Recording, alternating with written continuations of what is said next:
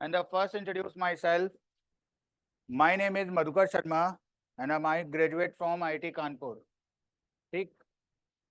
I have 15-year experience and produce every year top 100 ranks like AIR 8, 12, 35, 78 and so on. जोश में लग नहीं रहे हो सब हैं? ब्रेकफास्ट करके आलस आ गया क्या सबको? हैं? अच्छा देखो, सच एज स्टार्ट करेंगे हम लोग, ठीक है? तो we have 4 important chapter for JEE advance and the first chapter is thermodynamics, second chapter is ionic equilibrium, third chapter is electrochemistry and the last chapter is coordination complex. Okay, from coordination complex in the last question paper we have 5 questions in coordination complex. So that is a very important chapter for preparation of JEE advanced, right? समझ में आ रहा भाई लोग? Hindi English दोनों बोलनी पड़ेगी, समझ में आया? ठीक है, तो आयनिक इक्विलिब्रियम में क्या क्या होता है, मतलब इक्विलिब्रियम पढ़ा है आपने पहले कभी? Chemical equilibrium, what is the meaning of equilibrium? कोई बता सकता है? Class, that is the basic chapter of 11th class, chemical equilibrium.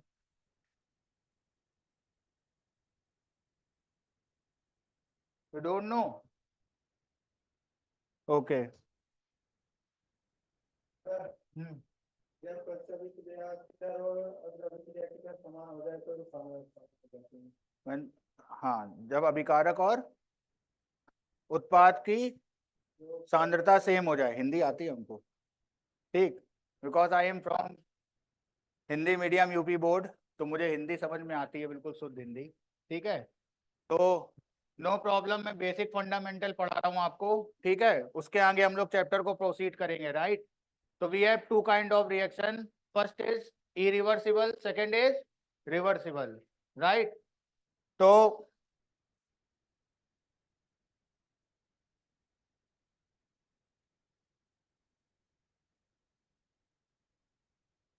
Chemical reaction is 2 type, irreversible reaction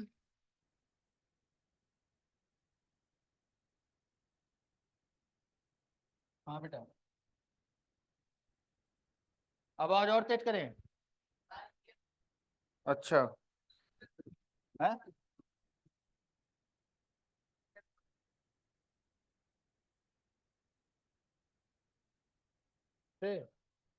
आ जाइए एक मिनट.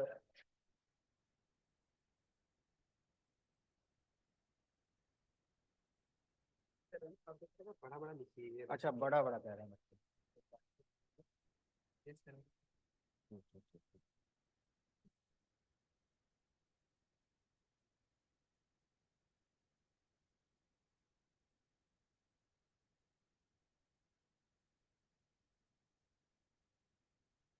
तो chemical reaction is 2 type, first is irreversible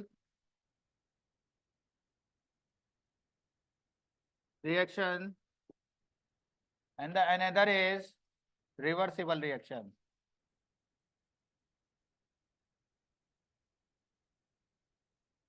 right? Irreversible reaction proceed in one direction only. One direction means the reactant is converted to give product. तो भाई ए से बताओ क्या बन रहा है? बी बन रहा है, तो मतलब रिएक्टेंट से क्या बन रहा है? प्रोडक्ट बन रहा है, राइट? ठीक. But reversible reaction in both directional, that is suppose we have a reactant P and the product is Q and the first reaction is proceed in one direction, that is P से क्या बनेगा? Q बनेगा, और फिर after some time Q से क्या बनेगा? P बनेगा. तो that is a irreversible reaction and that is reversible reaction, right? तो अभी अपने पास टाइम कम है, इंपॉर्टेंट चीज हम लोग को क्या करना है? कवर अप करना है. तो मतलब थोड़ा थोड़ा बेसिक फंडामेंटल का इंट्रोडक्शन दे रहे हैं. समझ में आ गया सबको? इसी जो रिवर्सिबल रिएक्शन जो आ रही है, इसी में डेवलप होगा हमारा chemical equilibrium and ionic equilibrium, right. तो आप नोट करो जल्दी इसको।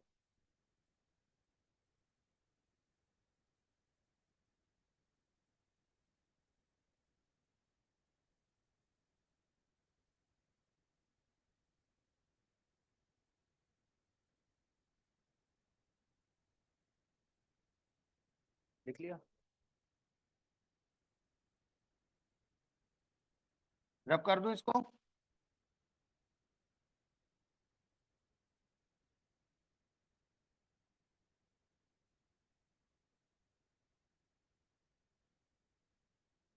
Now we introduce reversible reaction and the condition when we will gain chemical equilibrium, right। chemical equilibrium कैसे बनने वाला वो मैं समझा रहा हूँ, ठीक है। तो फॉर एग्जांपल नेक्स्ट पेज किससे है, किससे है? अच्छा ठीक है, ठीक है। तो suppose we have a chemical reaction A plus B now gives C। suppose T equal to 0 when the reaction is not start, अभी reaction start नहीं हुई है। let initial mole of reactant A is small a and this is small b, और ये क्या होगा, 0। initial concentration is 0, right। at t equal to t1 after some time, थोड़ा time निकलेगा, A में से x1 गया तो B में से जाएगा x1, तो यहाँ बनेगा x1 बिकॉज स्टैचोमेट्रिक कोफिशिएंट क्या ले रखे हैं मैंने, 1। मतलब A का जो मल्टीप्लिकेशन है वो कितना है, 1 है, B का कितना है, 1 है, और इसका कितना है, 1 है। ओके, सपोज अगर हम यहाँ पे क्या करें, प्रोडक्ट में 2 से मल्टीप्लाई कर दें तो प्रोडक्ट की कंसंट्रेशन कितना टाइम हो जाएगी, 2 टाइम्स होगी, ये हो जाएगा 2x1, राइट। तो इसको मैं भी इरेज कर दे रहा हूँ, इसकी नीड नहीं है।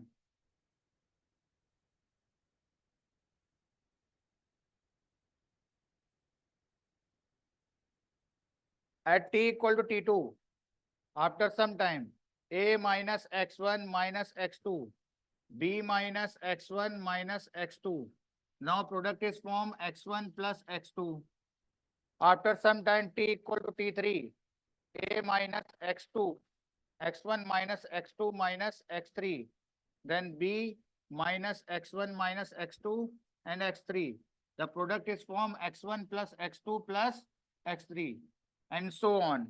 time is passed and we take t equal to tn, after tn time per the concentration of reactant A is A minus x1 minus x2 dot dot dot क्या हो जाएगा, minus xn B minus x1 plus minus x2 minus x3 dot dot dot xn, and the mole of product C is formed x1 plus x2 plus x3 dot dot dot xn, right। ये समझ में आ रहा है सबको? तो with respect to time observation क्या है, concentration of reactant क्या हो रही है, डिक्रीज हो रही है, प्रोडक्ट की कंसंट्रेशन क्या हो रही है, इंक्रीज हो रही है। You know concentration that is a molarity, mole per unit volume. ये पता है कि नहीं पता है आप लोगों को, पता है ना मोलारिटी सबको। मोल पर यूनिट वॉल्यूम क्या बोलते हैं हम लोग, molarity that is a concentration of the solution, ठीक। तो here we observe the concentration of reactant decrease with respect to time and the concentration of product increase with respect to time, right. ये note कर लो, आगे बढ़ जाओ।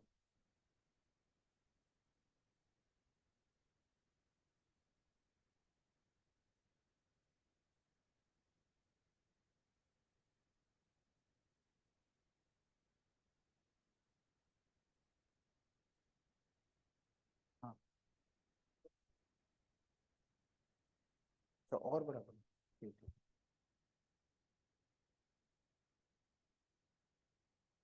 Okay okay, हाँ हाँ ठीक। स्टेटमेंट बोलूं मैं, लिखिए। With respect to time, with respect to time concentration of reactant decreases, with respect to time concentration of reactant decreases while the concentration of product increases, while the product of concentration of product increases, right? तो next page पे चलते हैं बच्चों। ठीक, तो यहाँ पे अगर हम लोग ग्राफ ड्रॉ करें, ग्राफ ड्रॉ करें कॉन्सेंट्रेशन वर्सेस टाइम का at T equal to 0, the concentration of reactant A का ले लेते हैं। तो इनिशियल मोल कितने थे हमारे पास, ए थे, और विथ रिस्पेक्ट टू टाइम क्या हो रहा है, कॉन्सेंट्रेशन क्या हो रही है, डिक्रीज हो रही है। तो ये ग्राफ जो होगा वो डिक्रीजिंग आएगा इस टाइप से, और टी इक्वल टू टी पे क्या होगा, ग्राफ पैरेलल हो जाएगा। That is a concentration of reactant. और प्रोडक्ट का ग्राफ अगर हम लोग बनाएंगे, कॉन्सेंट्रेशन वर्सेस टाइम का, तो कॉन्सेंट्रेशन जो होगी, इनिशियल कॉन्सेंट्रेशन प्रोडक्ट की क्या थी, 0, और 0 के बाद क्या होगा, धीरे धीरे बढ़ना स्टार्ट होगी, और जब बढ़ना स्टार्ट होगी, इंक्रीज होगी, तो प्रोडक्ट का ग्राफ इस टाइप से आएगा। That is the graph of product. ये बात समझ में आ रही सबको? अच्छा, कोई आंसर दे सकता है क्या इसका, कि सर ये ग्राफ जो है कॉन्सेंट्रेशन वर्सेस टाइम का है, रिएक्टेंट का कॉन्सेंट्रेशन डिक्रीज हो रहा है और प्रोडक्ट का कॉन्सेंट्रेशन इंक्रीज हो रहा है। तो इंक्रीज और डिक्रीज ग्राफ की बात करें तो स्ट्रेट लाइन आ सकता है कि नहीं आ सकता? स्ट्रेट लाइन क्यों नहीं आएगा, पहला क्वेश्चन ये है, स्ट्रेट लाइन क्यों नहीं आएगा? मतलब ये ग्राफ अगर हम लोग ट्राई करें तो ये ग्राफ ऐसे भी तो बन सकता है ना, इस टाइप से। Why this graph is curved? किसी को पता है इसका आंसर? नहीं पता है? क्लास,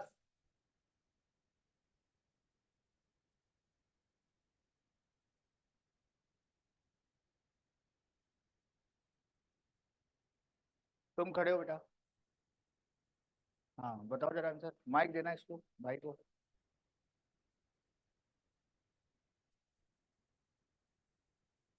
अरे डरो नहीं यार, बताओ ना, पढ़ने में सही लग रहा है, शक्ल तुम्हारी बढ़िया है, इसीलिए मैंने कहा कि पढ़ने वाले बच्चे को पूछ लेते हैं, बताओ। हम्म, बोलो। धीरे धीरे, अरे बोलो बोलो, डरो नहीं, बोलो। हाँ मन से, कोई दिक्कत नहीं है, गलत होगा तो मैं करेक्ट करूंगा, बोलो बोलो।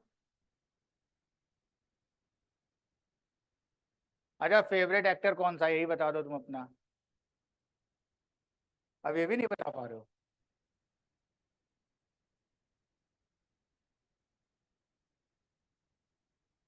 नहीं, बगल वाले बच्चे को दो, वही पड़ोसी में जो बैठा है बगल में।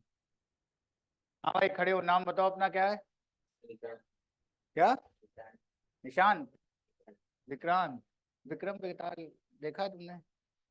नहीं देखा है? हाँ तो बताओ भाई, तुम्हारा फेवरेट एक्टर कौन सा है? कहाँ केमिस्ट्री केमिस्ट्री की बात कर रहा हूँ मैं, अब ये तो बता दो।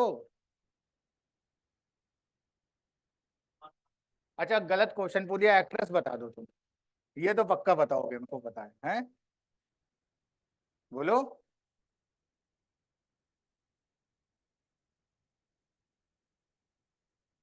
अच्छा किस स्टेट से हो? एमपी से, तो एमपी की एक्ट्रेस बता दो कोई। भाई को ये भी नहीं पता, बगल वाले को दो जरा माइक। नहीं इसको नहीं, ये तो बेचारा बोल चुका इसका, तो सोच रहा है सर क्या क्वेश्चन पूछेंगे। नहीं अब तुमसे दूसरा क्वेश्चन पूछेंगे, खड़े हो। फेवरेट सिंगर कौन है? इतनी देर में तुमने आंसर रट लिया होगा, वो नहीं दिमाग में, सर यही पूछेंगे, अब क्वेश्चन सिंगर कौन है फेवरेट? बोलो भाई। यार हिंदुस्तान से आए हो ना, अमेजोन के जंगलों से तो नहीं आए हो तुम लोग, कुछ पता ही नहीं है, हैं? कुछ दिनों पहले अमेजोन में थे क्या तुम लोग? बोलो बोलो जल्दी। अच्छा बगल में भाई को दो जरा। अब तुम तो जवाब दे देना, नहीं दिल टूट जाएगा मेरा, बताओ। फेवरेट क्या? वाह बढ़िया, श्रेया घोषाल, सही है। अच्छा, ये अब बता दो आंसर इसका। अरे कोई जवाब देने वाला तो मिला ना, कोई बोल तो रहा है ना कम से कम। थोड़ा तेज बोलो। हाँ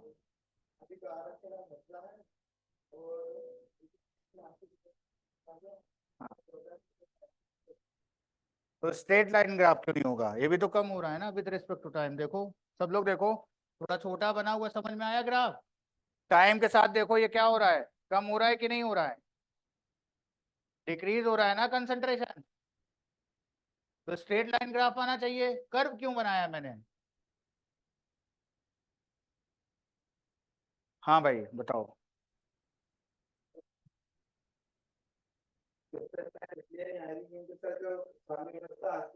हाँ तो डिक्रीज होती है, अगर घटित होती है तो इसमें भी आना चाहिए ना, ये भी तो डिक्रीज हो रहा है। एक वक्त ऐसा आएगा जब टाइम मतलब जो कंसंट्रेशन परिवर्तन है वो जीरो के इक्वल होती है, हाँ वोकिंग नहीं आती। तो दोनों अभिक्रिया मतलब उत्पाद की अभिक्रिया और अभिकारक की जो परिवर्तन की दरें होती है सब एक एक मतलब एक टाइम पर समान हो जाती है, ना कि जीरो के इक्वल होती है। ये होता है किसमें? इक्विलिब्रियम में। ये इरिवर्सिबल रिएक्शन का ग्राफ है। वो कौन सी जो आप बात कर रहे हो, किसकी बात कर रहे हो पता है? जब दोनों डायरेक्शन वाली ग्राफ होते हैं तब होती है ना constant concentration of reactant and product remain constant. अभिकारक और उत्पाद की सांद्रता क्या हो जाती है? सेम। वो होता है ना इक्विलिब्रियम। यहाँ तो इरिवर्सिबल है। चलो कोई बात नहीं बेटा, बैठ जाओ, मैं बता देता हूँ, सुनो। हाँ कोई देगा आंसर? हाँ लो बोलो। ये एक्सपेरिमेंटल डेटा है और ये सही फैक्ट है ना भाई, मतलब जो समझ में ना आया, एक्सेप्शन है केमिस्ट्री में, एक्सपेरिमेंटल डेटा है ना। है हाँ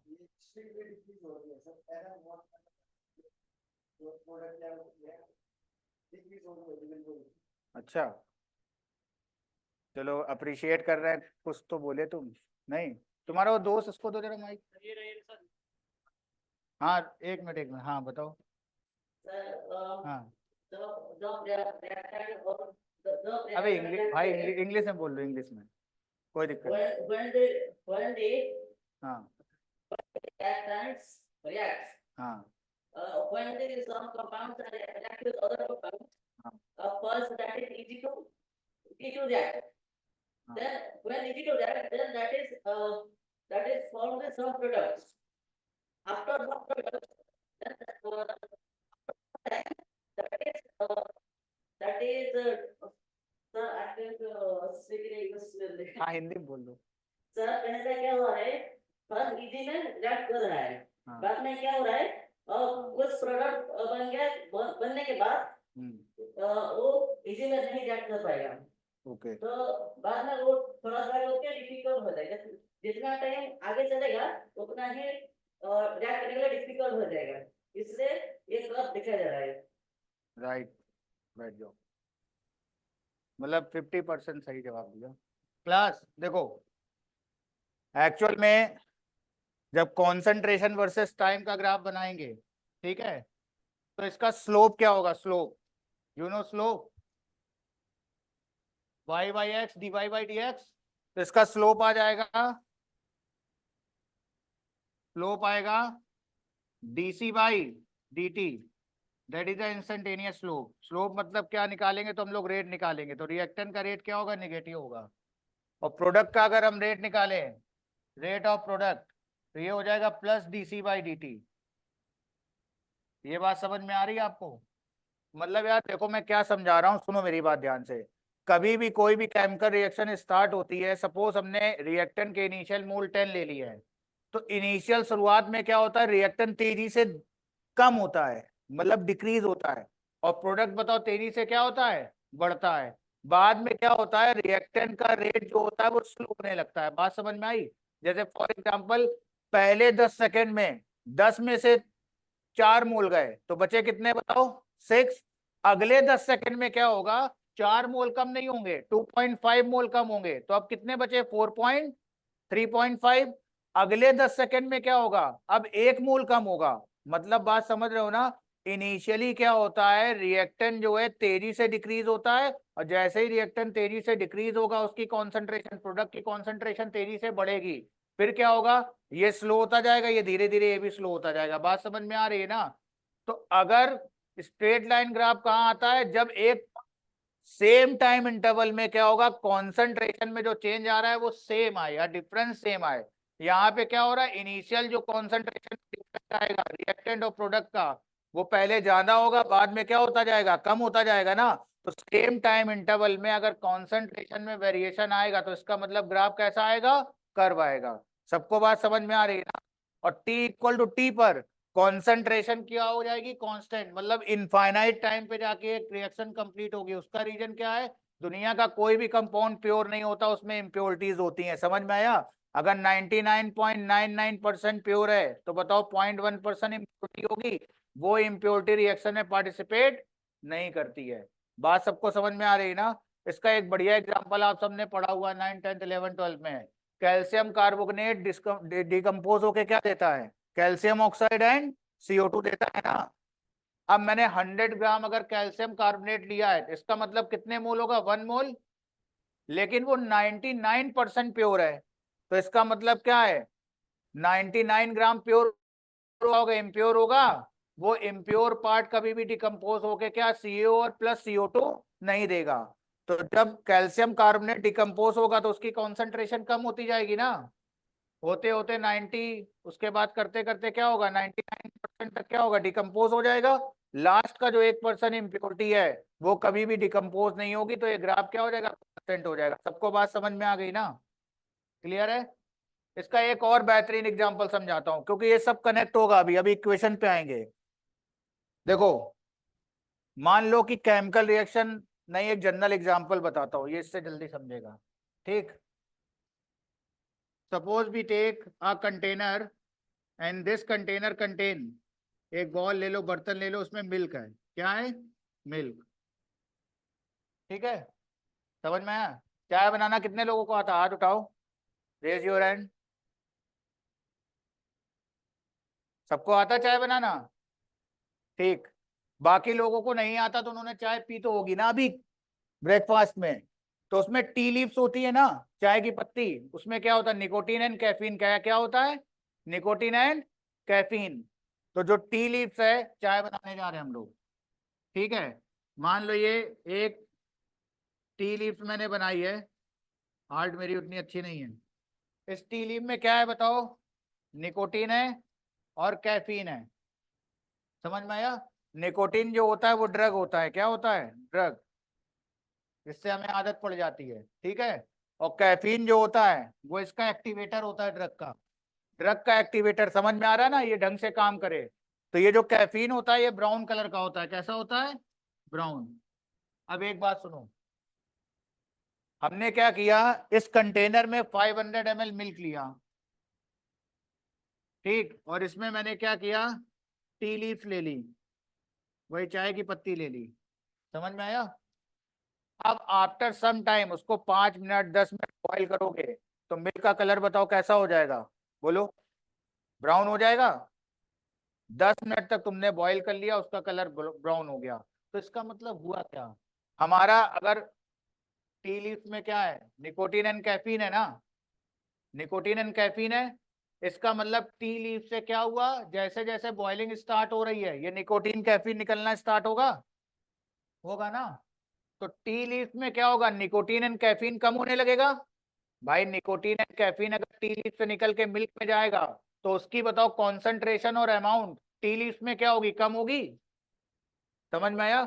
10 मिनट तक बॉईल किया, उसको क्या किया मैंने, एक छान के अलग कर लिया। अब जो रिमेनिंग टी लीफ से बची हुई चाय की पत्ती है ना, उसको तुम एक फ्रेश मिल्क में फिर से डालो तो क्या होगा, फिर उसको बॉईल करो तो क्या होगा, अब ब्राउन कलर आएगा कि नहीं आएगा। कितने लोग कह रहे हैं ब्राउन कलर आएगा सर अब। अरे वही चाय की पत्ती मैंने फ्रेश मिल्क में डाल दी है फिर से, तो ब्राउन कलर आएगा अब, हल्का लाइट ब्राउन आएगा ना, ठीक है। फिर तुमने क्या किया, उसको फिर से क्या किया, फिर से छाना, और उसी चाय की पत्ती को एक थर्ड एक्सपेरिमेंट में फ्रेश मिल्क में फिर से डाल दिया। अब बताओ ब्राउन कलर आएगा, लेकिन पहले वाले से ही बताओ कम आएगा ना। करते जाओगे करते जाओगे करते जाओगे, समझ में आया। लेकिन वो ब्राउन कलर कभी डिसअपेयर नहीं होगा। हो सकता है हमारी आंखों को दिखना बंद हो जाए, लेकिन माइक्रोस्कोप से देखोगे तो क्या होगा, क्रोमेटोलॉजी में क्या होगा, वो ब्राउन कलर क्या होगा, डिटेक्ट हो जाएगा। बात समझ में आ रही है ना? तो मतलब अब समझो मैं क्या बताना चाह रहा हूँ। रिएक्टेंट जो है, पहली रिएक्शन जब हुई थी, पहली बार बॉयल किया तो जितना निकोटीन कैफीन निकलना था वो निकल गया ना, प्रोडक्ट बन गया। अब भी बताओ क्या हुआ है कि टी लीफ में निकोटीन एंड कैफीन है ना, वो बताओ क्या होगा, सेकेंड राउंड में जब ने बॉयल किया तो बताओ फिर से रिलीज हुआ। तो इसका मतलब अगर ग्राफ बनाएंगे हम लोग तो देखो ग्राफ इस टाइप से आएगा, देखो कॉन्सेंट्रेशन वर्सेस टाइम का। पहली बार बताओ निकोटीन कैफीन निकला, ये बताओ डॉट डॉट डॉट, हो गया कांस्टेंट। अगला एक्सपेरिमेंट होगा तो रिएक्शन किधर से स्टार्ट होगी, यहीं से होगी ना। फिर से बताओ यहाँ से स्टार्ट होगी, ये ग्राफ बताओ कांस्टेंट हो गया, फिर कांस्टेंट हो गया, फिर कांस्टेंट हो गया। बताओ ये प्रोसेस इनफाइनाइट तक जाएगा कि नहीं, इनफाइनाइट टाइम। बात समझ में आई? लेकिन निकोटीन कैफीन कभी भी एंड अप नहीं होगा। बात समझ में आई ना? रिएक्टेंट की कॉन्सेंट्रेशन जो है with respect to time decrease होती है, और एक कांस्टेंट टाइम पे बताओ क्या होगा, इनफाइनाइट टाइम पे जाके वो रिएक्शन कंप्लीट होगी, ऐसा मानते लेकिन होती कभी नहीं है। फिर कॉन्सेंट्रेशन क्या होगी, कांस्टेंट।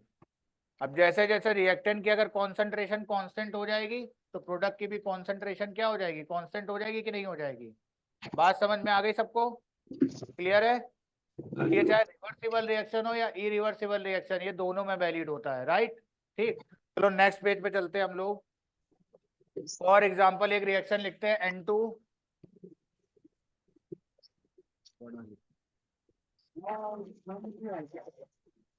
बताओ कहीं लगता है पैर में बचा ये दबाना है, ये चैट दिख रही तो करना है। क्लास यहाँ सपोज जो वी भी take chemical reaction N2 plus 3S2 पूछी से तो now gives 2NH3 अति नहीं दे ये दे एडिले सरे that is a ये reversible Bhumi reaction. Let Kishore initial mole of reactant N2 is 10 and the initial moles of reactant S2 is 20 and T equal to 0 पे ये बताओ 0 होगा। T equal to T1 पर 10 में से 3 मोल्स N2 के जाते हैं, तो S2 के कितने मोल्स आएंगे, डबल जाए, कितने जाएंगे, 3 टाइम जाएंगे ना। 1 mole of N2 react with 3 mole of S2 then form 2 mole of NH3. When 3 mole of N2 react with 9 mole of S2 तो प्रोडक्ट फॉर्मेशन कितना हो जाएगा, 2 into 3 6 आ गया। ये कितना हुआ 7, ये कितना आएगा 14 और ये कितना है 6 and T equal to T2 पर कर देता हूं मैं सही इसको।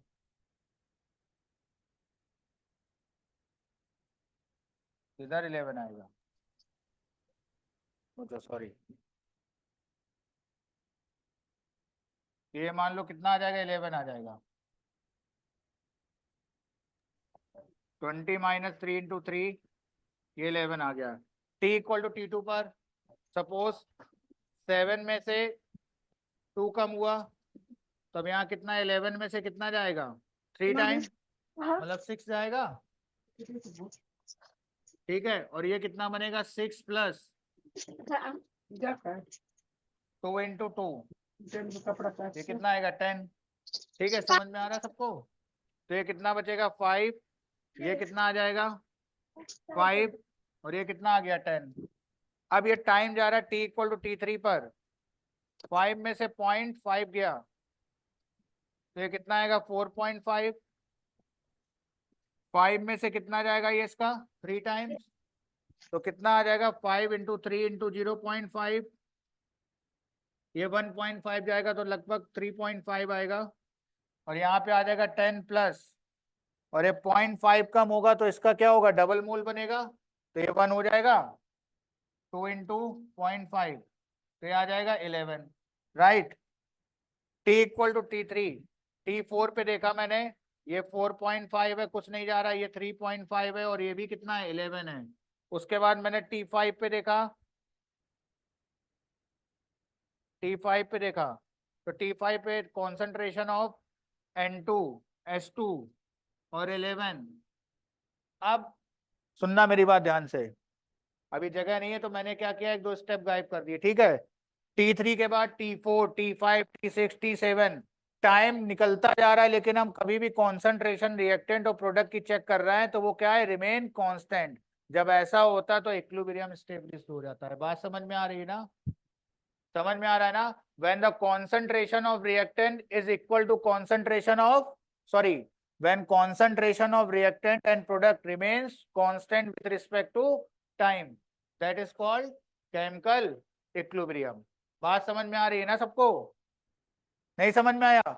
आया, मतलब रिएक्टेंट और प्रोडक्ट की कॉन्सेंट्रेशन क्या हो गई है, कांस्टेंट। तब बताओ क्या मेंटेन हो जाता है, केमिकल इक्विलिब्रियम। आया समझ में आप लोगों को, क्लियर है ना। अगर ये मेंटेन नहीं होती तो बताओ इसका मतलब क्या होता, अभी इक्विलिब्रियम स्टेबलाइज नहीं हुआ है। और इक्विलिब्रियम कहाँ बनता है, रिवर्सिबल रिएक्शन में, इरिवर्सिबल रिएक्शन में नहीं बनता है। बात समझ में आ गई ना, ठीक है। तो आप ये नोट करो, मैं स्टेटमेंट लिखवा रहा हूँ, फिर जल्दी नोट करो इसको।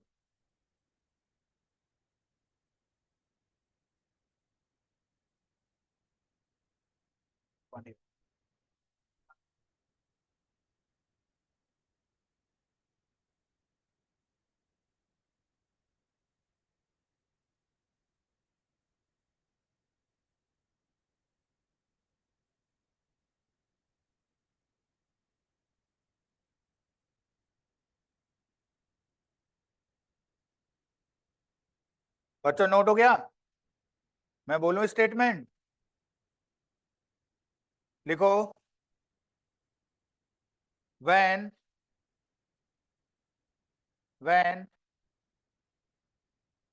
concentration of reactant and product, when concentration of reactant and product remains constant, when concentration of reactant and product remains constant with respect to time, with respect to time, then equilibrium is stabilized, then equilibrium is stabilized।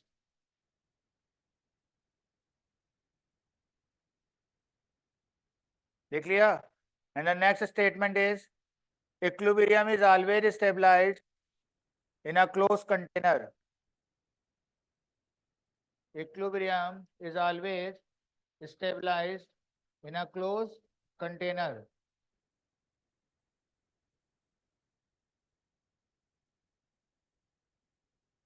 Next, there is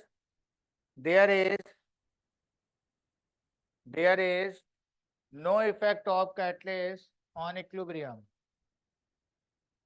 there is no effect of catalyst on equilibrium,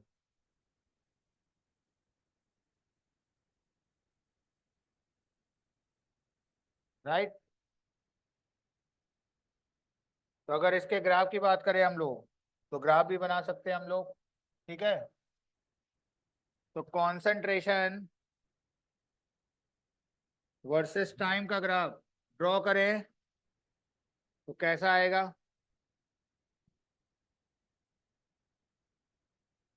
देखो बेटा, concentration versus time का graph हमें draw करना है, ठीक है। तो अगर ऐसा इक्विलिब्रियम कोई हम लोग ले लें, सपोज सिंपल इक्विलिब्रियम ए से बी बन रहा है, राइट। ए और बी के बीच क्या है, इक्विलिब्रियम मेंटेन है। तो बताओ कॉन्सेंट्रेशन किसकी कम होगी, रिएक्टेंट की। अच्छा, इक्विलिब्रियम में क्या होता है, दोनों डायरेक्शन होती हैं, ठीक है। इस डायरेक्शन को बोलते हैं रेट ऑफ फॉरवर्ड, इसको क्या बोलते हैं, रेट ऑफ बैकवर्ड। रेट मतलब change in concentration per unit time. ये थोड़ा बहुत बेसिक आपको पता होगा, हर चीज नहीं पढ़ा सकता मैं, समझ में आया कि नहीं। तो रेट क्या होगा, फॉरवर्ड मतलब जब इस डायरेक्शन में जाएंगे हम लोग तो हमारा रिएक्टेंट कौन सा होगा, ए, और प्रोडक्ट कौन होगा, बी। लेकिन जब बैकवर्ड डायरेक्शन की बात करेंगे तो रिएक्टेंट कौन सा होगा, बी, और प्रोडक्ट कौन सा होगा, ए। ठीक, तो होगा क्या, शुरुआत में t इक्वल टू 0 पर कॉन्सेंट्रेशन बताओ ए की होगी, ठीक है, वो डिक्रीज होने लगेगी और बी बनना स्टार्ट होगा। बात समझ में आ रही ना? लेकिन फिर क्या होगा, आफ्टर सम टाइम दोनों की कॉन्सेंट्रेशन क्या हो जाएगी, कांस्टेंट, तो वहां पे इक्विलिब्रियम स्टेबलिश्ड होगा ना। तो वही ग्राफ बना रहे हैं, देखो ए की कॉन्सेंट्रेशन धीरे धीरे बताओ कम होगी, क्योंकि ए बताओ इनिशियल होगा ना कुछ, एट टी इक्वल टू 0 पर बी क्या होगा, 0, तो बी की कॉन्सेंट्रेशन क्या होगी, बढ़ना स्टार्ट होगी, और ये बताओ दोनों जाके कांस्टेंट हो जाएंगे ना। ये जो पॉइंट दिख रहा है ना जहां पे ये कांस्टेंट हुए हैं, डॉट डॉट डॉट, ये हमारा क्या है, T equal to T equilibrium है। बात समझ में आ रही है ना? ये कॉन्सेंट्रेशन किसकी है, ए की, and that is the concentration of B, right? समझ में आ रहा है सबको? ठीक है, ग्राफ बना लो आप, बन गया। अच्छा, रेट का ग्राफ कैसा आएगा, कोई आइडिया रेट का? अगर रेट वर्सेस टाइम का ग्राफ बनाए हम लोग,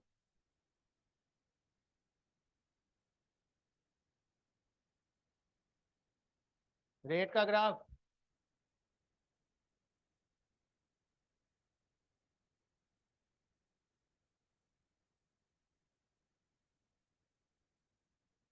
स्टेटमेंट लिखिए, at equilibrium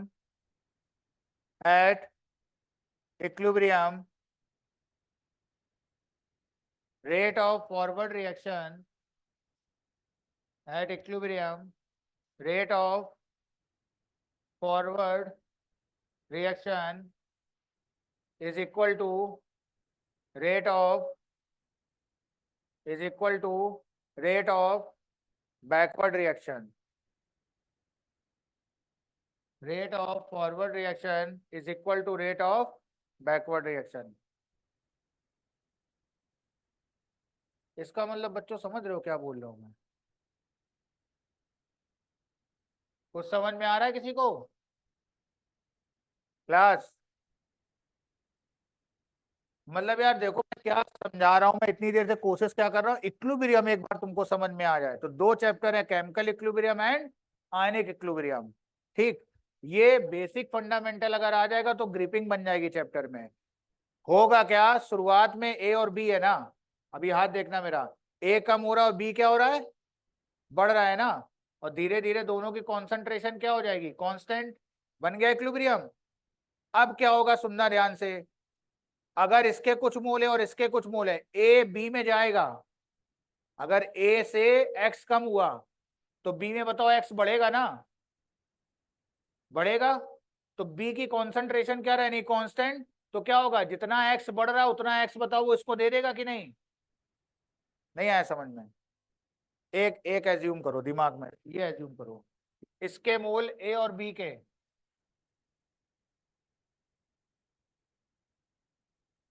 एज्यूम ये करना है कि बस ये लास्ट, उसके बाद आयनिक स्टार्ट कर रहे हैं हम लोग।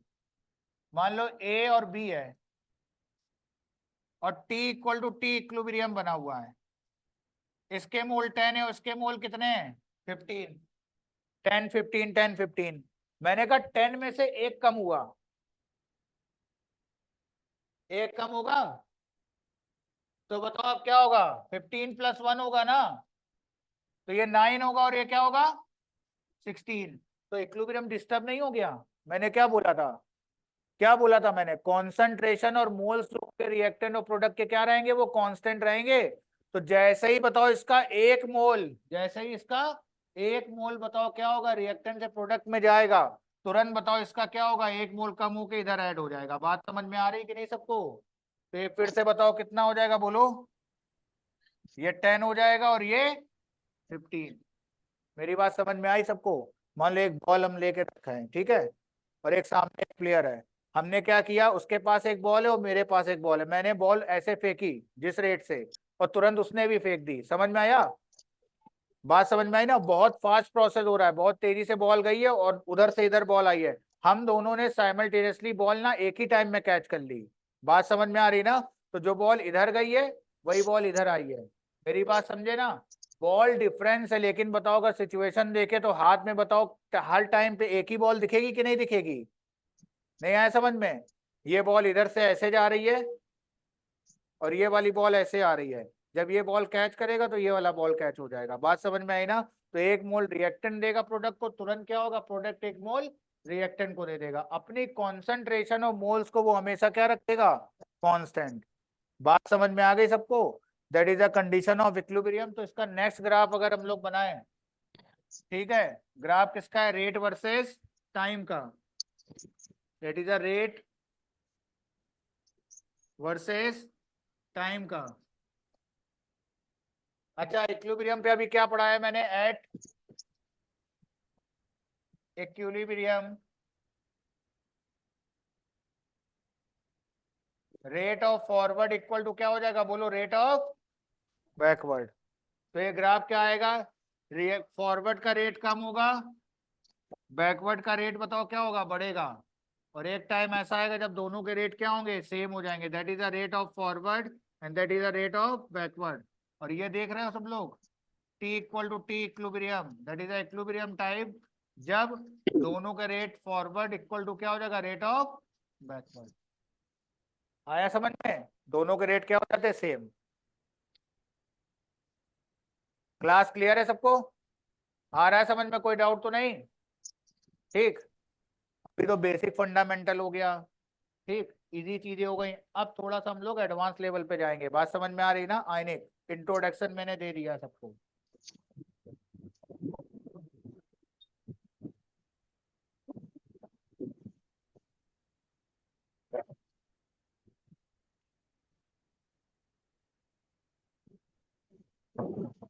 Now write down the heading ionic equilibrium. हाँ बेटा, इसमें देखो, हाँ बता देता हूँ। देखो, कैटलिस्ट क्या होता है, कैटलिस्ट इज टू टाइप। क्या होता है, एक कैटलिस्ट क्या होता है, पॉजिटिव कैटलिस्ट, एक क्या होता है, नेगेटिव। पॉजिटिव कैटलिस्ट क्या करता है, रिएक्शन के रेट को बढ़ाता है, और नेगेटिव कैटलिस्ट कम करता है। अब तुम किसी भी क्लोज कंटेनर में इक्विलिब्रियम बना हुआ है, तुमने क्या किया, पॉजिटिव कैटलिस्ट डाल दिया, तो जितना वो फॉरवर्ड को भगाएगा उतना ही किसको भगाएगा, बैकवर्ड को। यही होगा ना? फॉरवर्ड का रेट बताओ क्या होगा, रेट जा मुराद ऊपर लिख जाएगा, तो भेजे। बैकवर्ड का भी बताओ क्या जाएगा, ऊपर जाएगा। लेकिन बताओ क्या होगा, एट द एंड क्या होगा, दोनों के रेट सेम होंगे कि नहीं होंगे? नहीं, बात समझ में आई? आ रही है ना?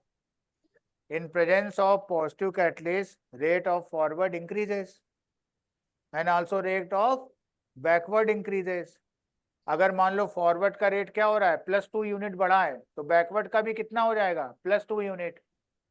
तो बताओ सेम रेट रहेगा कि नहीं रहेगा? नहीं समझे?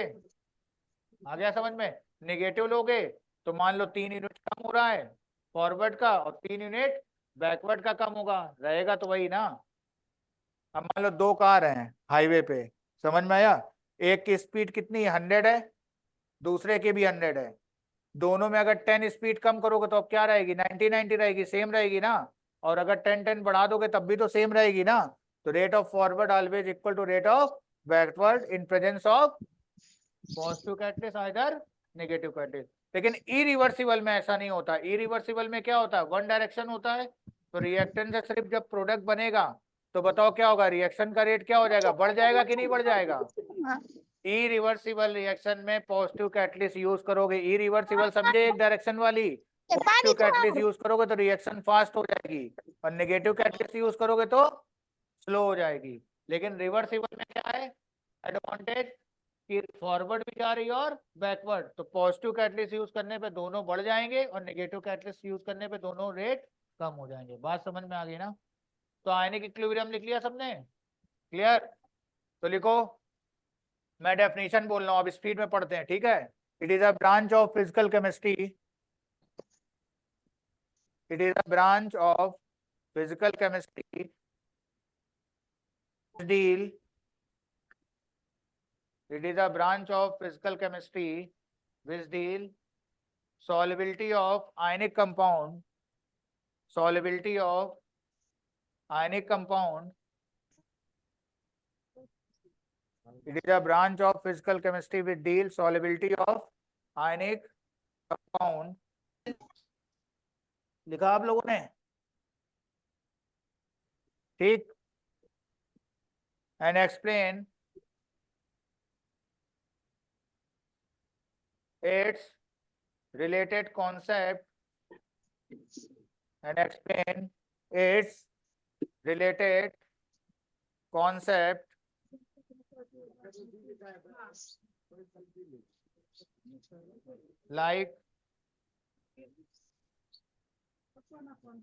like nature of aqueous solution, like nature of aqueous solution, comma hydrolysis,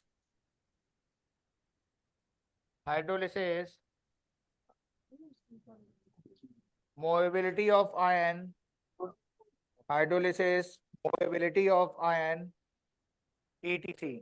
etc. ठीक, और भी हो सकता है. ठीक, अब इसमें सबसे पढ़ने वाले हैं क्या हम लोग?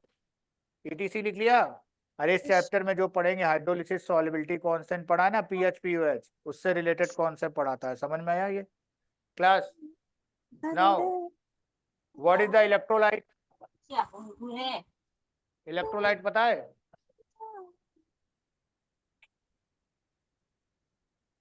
हिंदी में यार.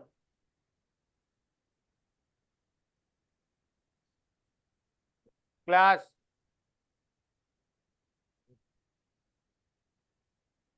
इलेक्ट्रोलाइट, स्ट्रॉन्ग इलेक्ट्रोलाइट और वीक इलेक्ट्रोलाइट पढ़ा है? अरे NaCl है, नहीं पढ़ा क्लास? इलेक्ट्रोलाइट तो पता होगा ना सर? इलेक्ट्रोलाइट का नहीं पता, इलेक्ट्रॉल पता है, गर्मी में पीते हैं उसको, नहीं है? क्या बोलते हैं? अच्छा क्लास, हाँ अच्छा वही बता दो. सर वैसे तो क्या होता है?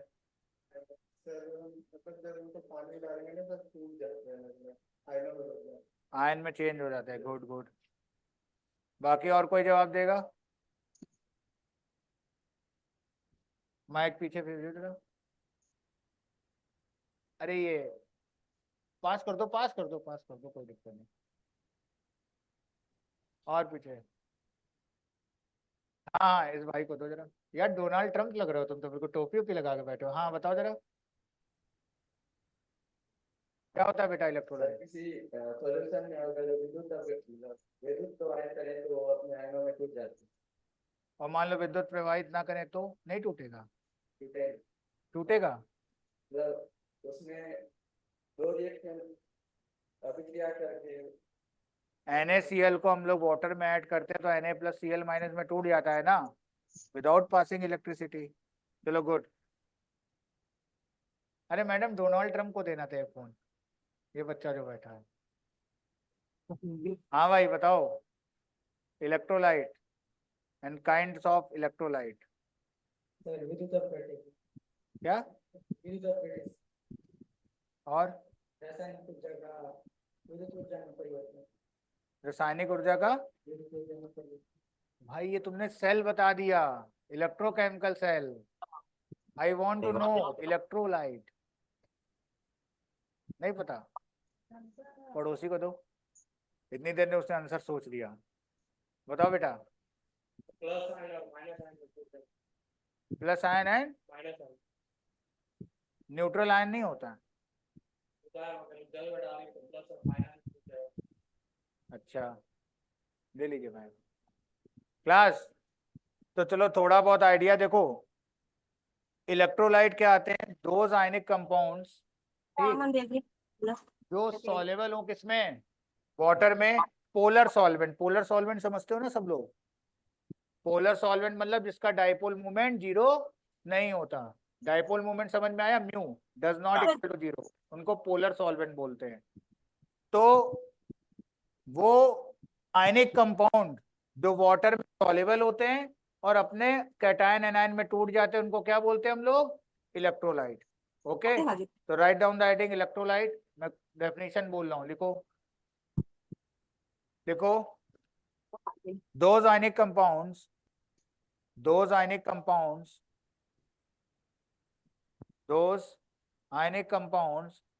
which are soluble those ionic compounds which are soluble in polar solvent Apa sih badai? Coba, kita udah tahu badai ki. in polar Propylene. solvent Cing, and kucing kelap. also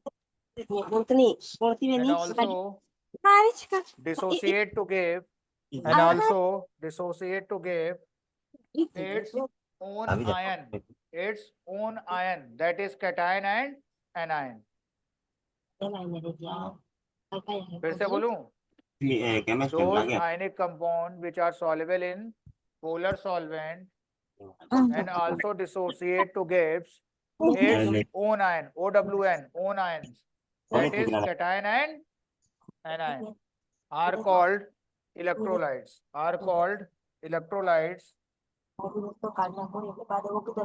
ठीक है बच्चों। अब electrolyte जो होता है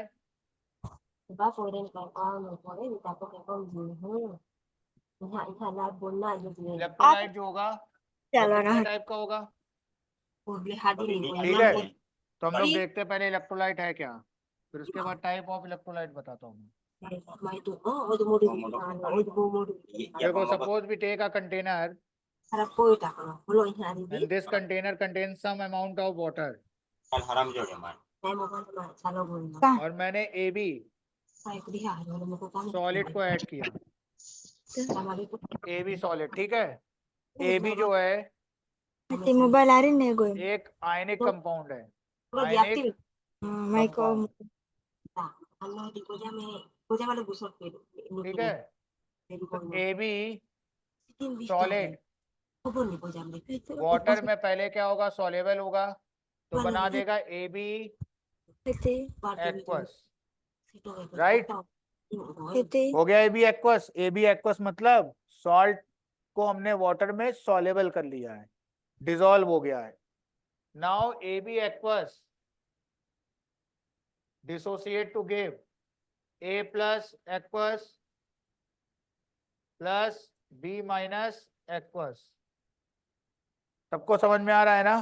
तो overall अगर reaction देखें हम लोग तो we can write here AB solid plus H2O now gives A plus aqueous मैं बता पाए यहाँ में plus B minus aqueous, right. ये बात सबको समझ में आई। तो पहले AB जो सॉलिड है पानी में डिसॉल्व हो जाएगा, घुल जाएगा, उसके बाद क्या होगा, अपना cation A plus and B minus देगा। इसको बोलते हैं हम लोग क्या, इलेक्ट्रोलाइट। क्या बोलते हैं, समझ आया। अब इलेक्ट्रोलाइट दो टाइप के होते हैं, एक होता है strong electrolyte and weak electrolyte, ठीक है। फिर स्टार्ट करने वाले हम लोग पीएच स्टार्ट करेंगे। बोलो strong electrolyte, degree of dissociation alpha alpha alpha one. Degree of dissociation सब जानते हो ना।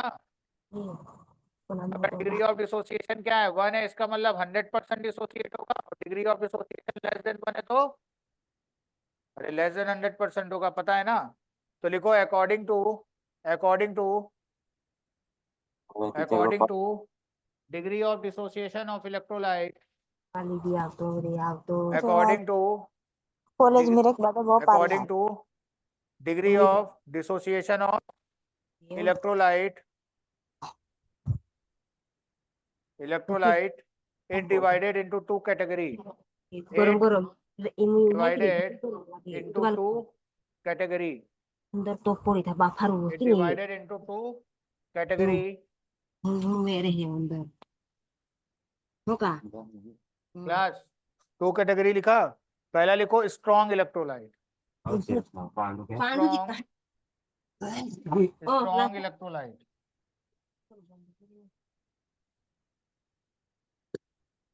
Strong electrolyte. इसमें आप लिखो those electrolyte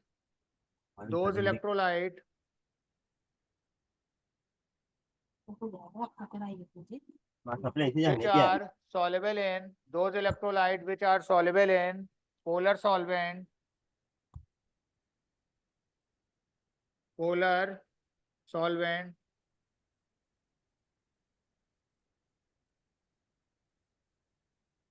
soluble in polar solvent लिखा, and 100% dissociated,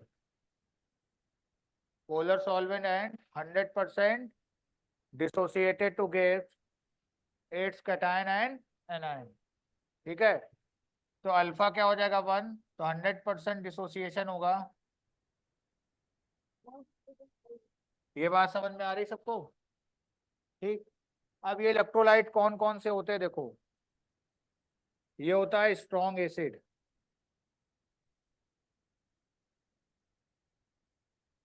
दूसरा स्ट्रॉन्ग बेस, एंड तीसरा salt of strong acid plus strong base.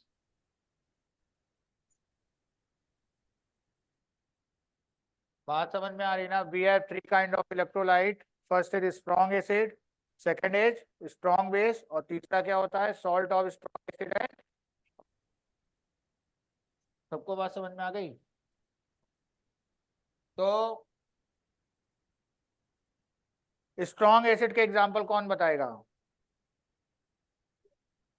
Sulphuric acid, पहला किसने बताया? किसने बोला?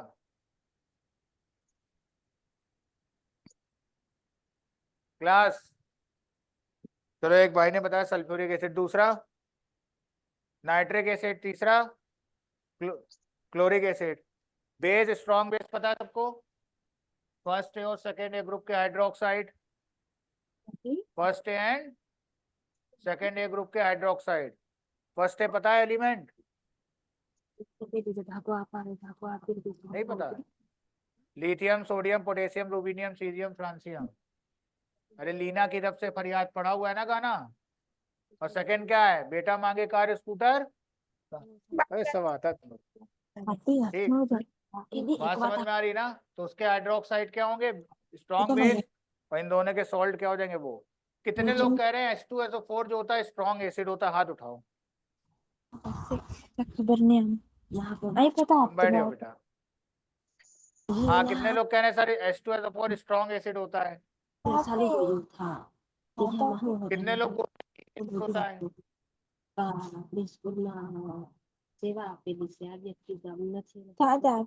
देखो H2SO4 पढ़ा है ना बचपन से। अब पूछ रहा हूँ मैं, कितने लोग बोल रहे हैं H2SO4 स्ट्रॉन्ग एसिड होता है? अरे डरो मत, अगर पता है तो हाथ खड़ा करो ना। 6 में यही पढ़ाया गया, 7 में पढ़ाया गया, 8 में पढ़ाया गया, स्ट्रॉन्ग एसिड होता है ना। H2SO4 स्ट्रॉन्ग एसिड नहीं होता है। हैं सर कैसे? H2SO4 अगर अपनी डाइल्यूट कंडीशन पे है 0.1 मोलर उससे कम है तो स्ट्रॉन्ग होगा, वरना क्या होगा? वीक एसिड होगा। अभी रुको मैं समझ याद दिलाता हूँ। किसी ने आयनिक इक्विलिब्रियम में जब क्वेश्चन किए होंगे तो H2SO4 का K1 K2 दिया होगा, किया है? किसी ने देखा है ऐसा? अच्छा एक बात बताओ, डिसोसिएशन कांस्टेंट जो होता है वो वीक एसिड का डिफाइन होता है ना?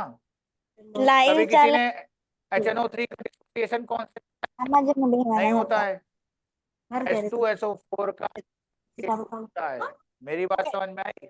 H2SO4 अगर कुछ नहीं दिया है, ये ध्यान रखना, एडवांस में कभी कभी पूछ लेता है इसके बारे में, क्योंकि हिंदुस्तान के जो मैक्सिमम स्टूडेंट है ना 70-80% उनको यही पता होता है कि H2SO4 is always strong acid.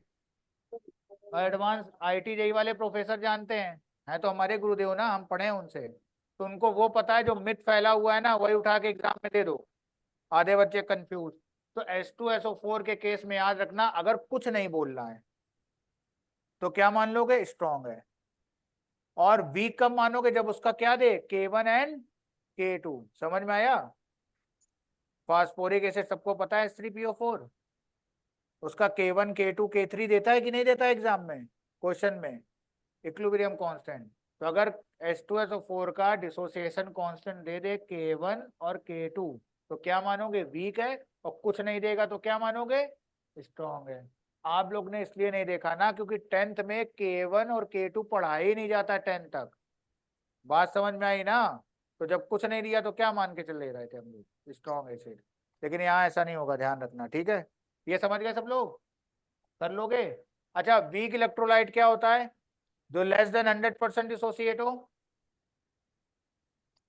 कौन कौन से होते हैं, जरा सोचो, दिमाग को रिकॉल करो, कौन कौन से होते हैं, सोचो जल्दी। Weak electrolyte,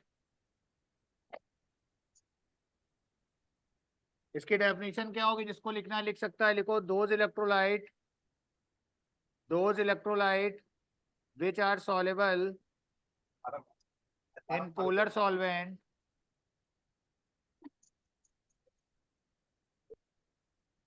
those electrolyte which are soluble in polar solvent, दिखा, and less than 100% dissociated, and less than 100% dissociated, ठीक, उसको क्या बोलते हैं हम लोग, वीक इलेक्ट्रोलाइट, राइट।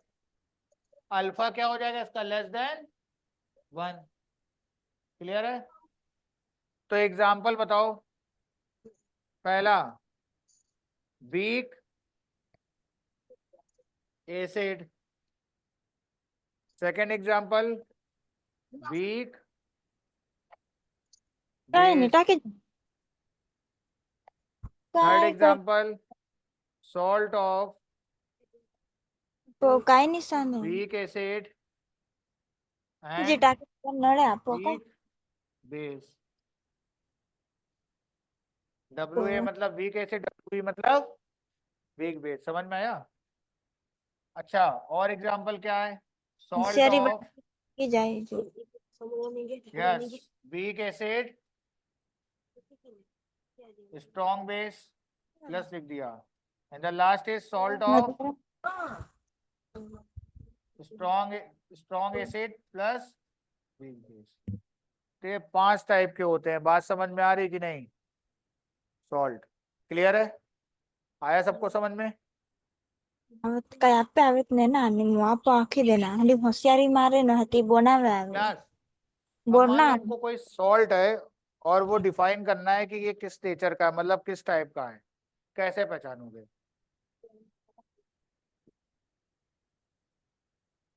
जैसे मान लो कोई सॉल्ट दिया मैंने, होय खाली ठीक है, और बोला ये बताओ किस टाइप का सॉल्ट है।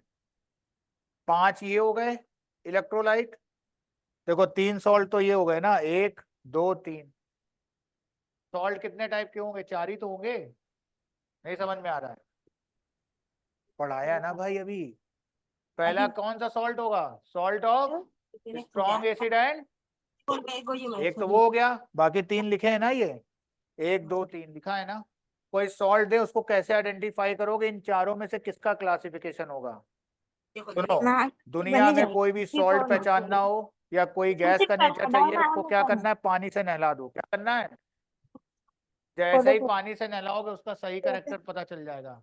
एग्जांपल दें, CO2 गैस है, हाजी वाह है वो कैसी वाह होती है, एसिडिक, न्यूट्रल और बेसिक, क्या करो पानी से रिएक्ट कराओ, क्या बन जाएगा, CO2 प्लस H2O। अरे कोका कोला बनेगा कि नहीं,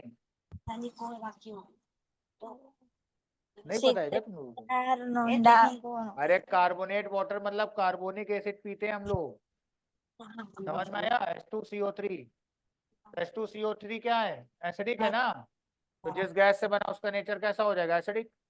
अमोनिया गैस को पानी से नहलाओ, NH3 प्लस H2O क्या बनेगा, NH4OH।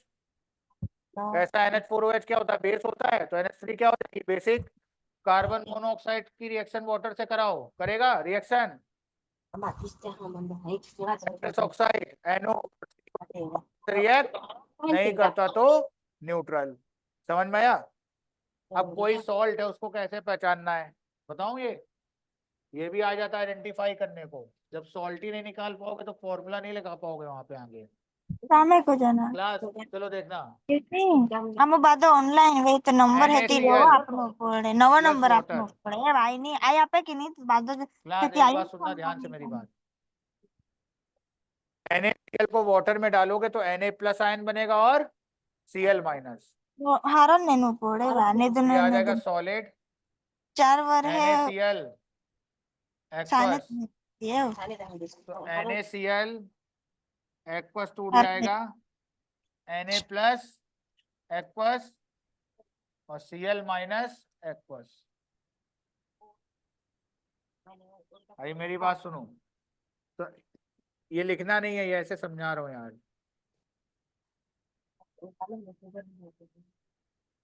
यहाँ गाड़ी नहीं देखी नहीं मोड़ी देखनी देखी मैं यहाँ दाई क्लास ये समझ में आया सबको? काई नहीं कौन करना खनो खाई सर गई कैसे पहचानेंगे? अब सुनो मेरी बात ध्यान से, मैं एक जुगाड़ बता रहा हूँ तुमको, कॉन्सेप्चुअली गलत है ये, मेरी बात समझे ना, लेकिन अपना काम हो जाएगा। कैसे? सुनो, यहाँ देखो बोर्ड पे लिख रहा हूँ मैं, भाई ऐसा होता नहीं है, समझ में आया? याद करने के लिए मैं जुगाड़ एक बता रहा हूँ कि एक मतलब तुमको एक आइडिया मिल जाए जिससे आंसर तुम बता सको। तुम क्या करो, जो भी सॉल्ट आए ना उसको कैटायन एनायन में तोड़ दो। Na प्लस और क्या हो गया ये Cl माइनस, और वाटर को कैसे तोड़ते हैं हम लोग? H प्लस OH माइनस में, तो देखो OH माइनस और H प्लस। अब देखो ये वाला ऐसे फॉर्म देती हो, प्लस को माइनस, माइनस को प्लस दे दो। ये बताओ क्या है? स्ट्रॉन्ग बेस, और ये क्या है? Strong acid. तो that is the salt of strong acid and हो गया। होता नहीं है ये, समझ में आ रहा है कि नहीं? ऐसा कभी जिंदगी में मत करना कि सर NaCl को पानी में डालेंगे तो NaOH अलग हो जाएगा, HCl अलग हो जाएगा। अरे ये नहीं होता है, समझ में आ रहा है? याद करने के लिए समझा रहा हूँ, कर लोगे? अब 2-3 सॉल्ट दो, कोशिश करोगे सब लोग? बेटा सॉल्ट नहीं पहचान पाओगे ना तो आगे जाके ना कहीं फॉर्मूला नहीं लगा पाओगे हाइड्रोलिसिस का, तुमको पता ही नहीं है सॉल्ट कौन सा है। अब बोलेगा pH equal to 7 plus pKa/2 plus log C/2 hydrolysis में। अब pKa जो होगा वीक एसिड का होगा, तुम पता ही नहीं कर पा रहे हो वीक एसिड कौन सा है वो सॉल्ट में, तो फंस जाओगे आगे। देखो हर चैप्टर का मेरी बात ध्यान सुनो, हर चैप्टर का बेसिक जो नॉलेज है ना अच्छे से आना चाहिए। फॉर्मूले जब पढ़ोगे ना खुद कर लोगे, मेरी बात समझे कि नहीं? उन फॉर्मूलों को, फॉर्मूला इंपॉर्टेंट नहीं है, फॉर्मूला तो याद कर लोगे, उसको अप्लाई कैसे करना है वो इंपॉर्टेंट है। समझ में आया कि नहीं? क्लियर है? एक सॉल्ट तुम पहचानोगे, चलो लिखो जरा। चलो ये सॉल्ट है अमोनियम एसिटेट, अमोनियम एसिटेट लिखो, ammonium acetate. Suppose we take ammonium acetate, बताओ किसका सॉल्ट है ये? सॉल्ट ऑफ, बच्चों बोलो,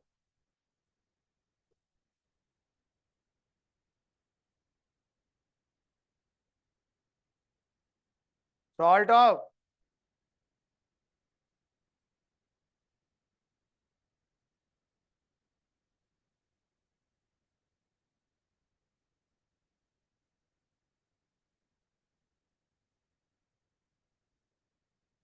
एसिटिक एसिड एंड, ठीक, वेरी गुड।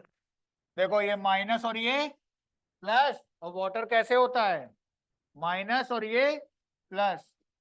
बताओ भाई क्या बनेगा? सॉरी उल्टा लिख दिया मैंने, एक मिनट सही कर लेता हूँ।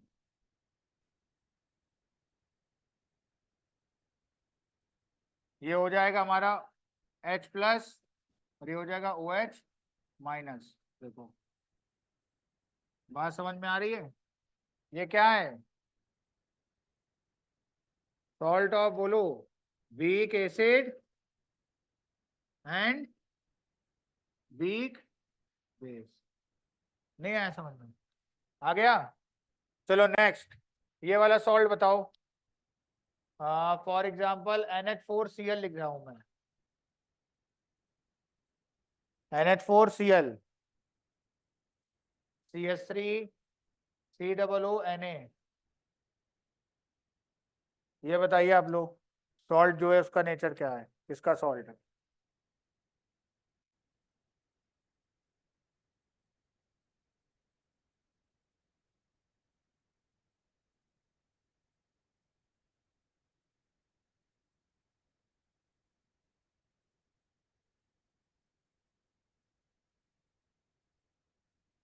क्या?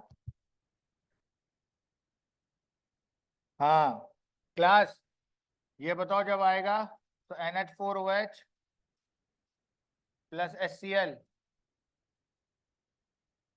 बात समझ में आ रही है ना क्लास? ये बताओ ऐसे बनेगा तो ये क्या हो जाएगा? Salt of weak base plus strong acid, this is salt of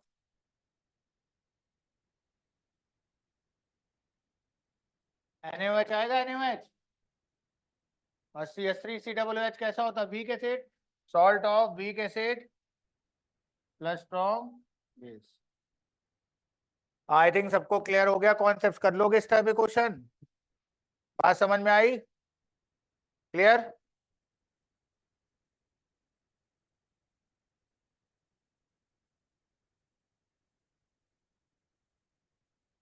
class, sodium bicarbonate का बताना जरा, sodium bicarbonate, sodium bicarbonate salt of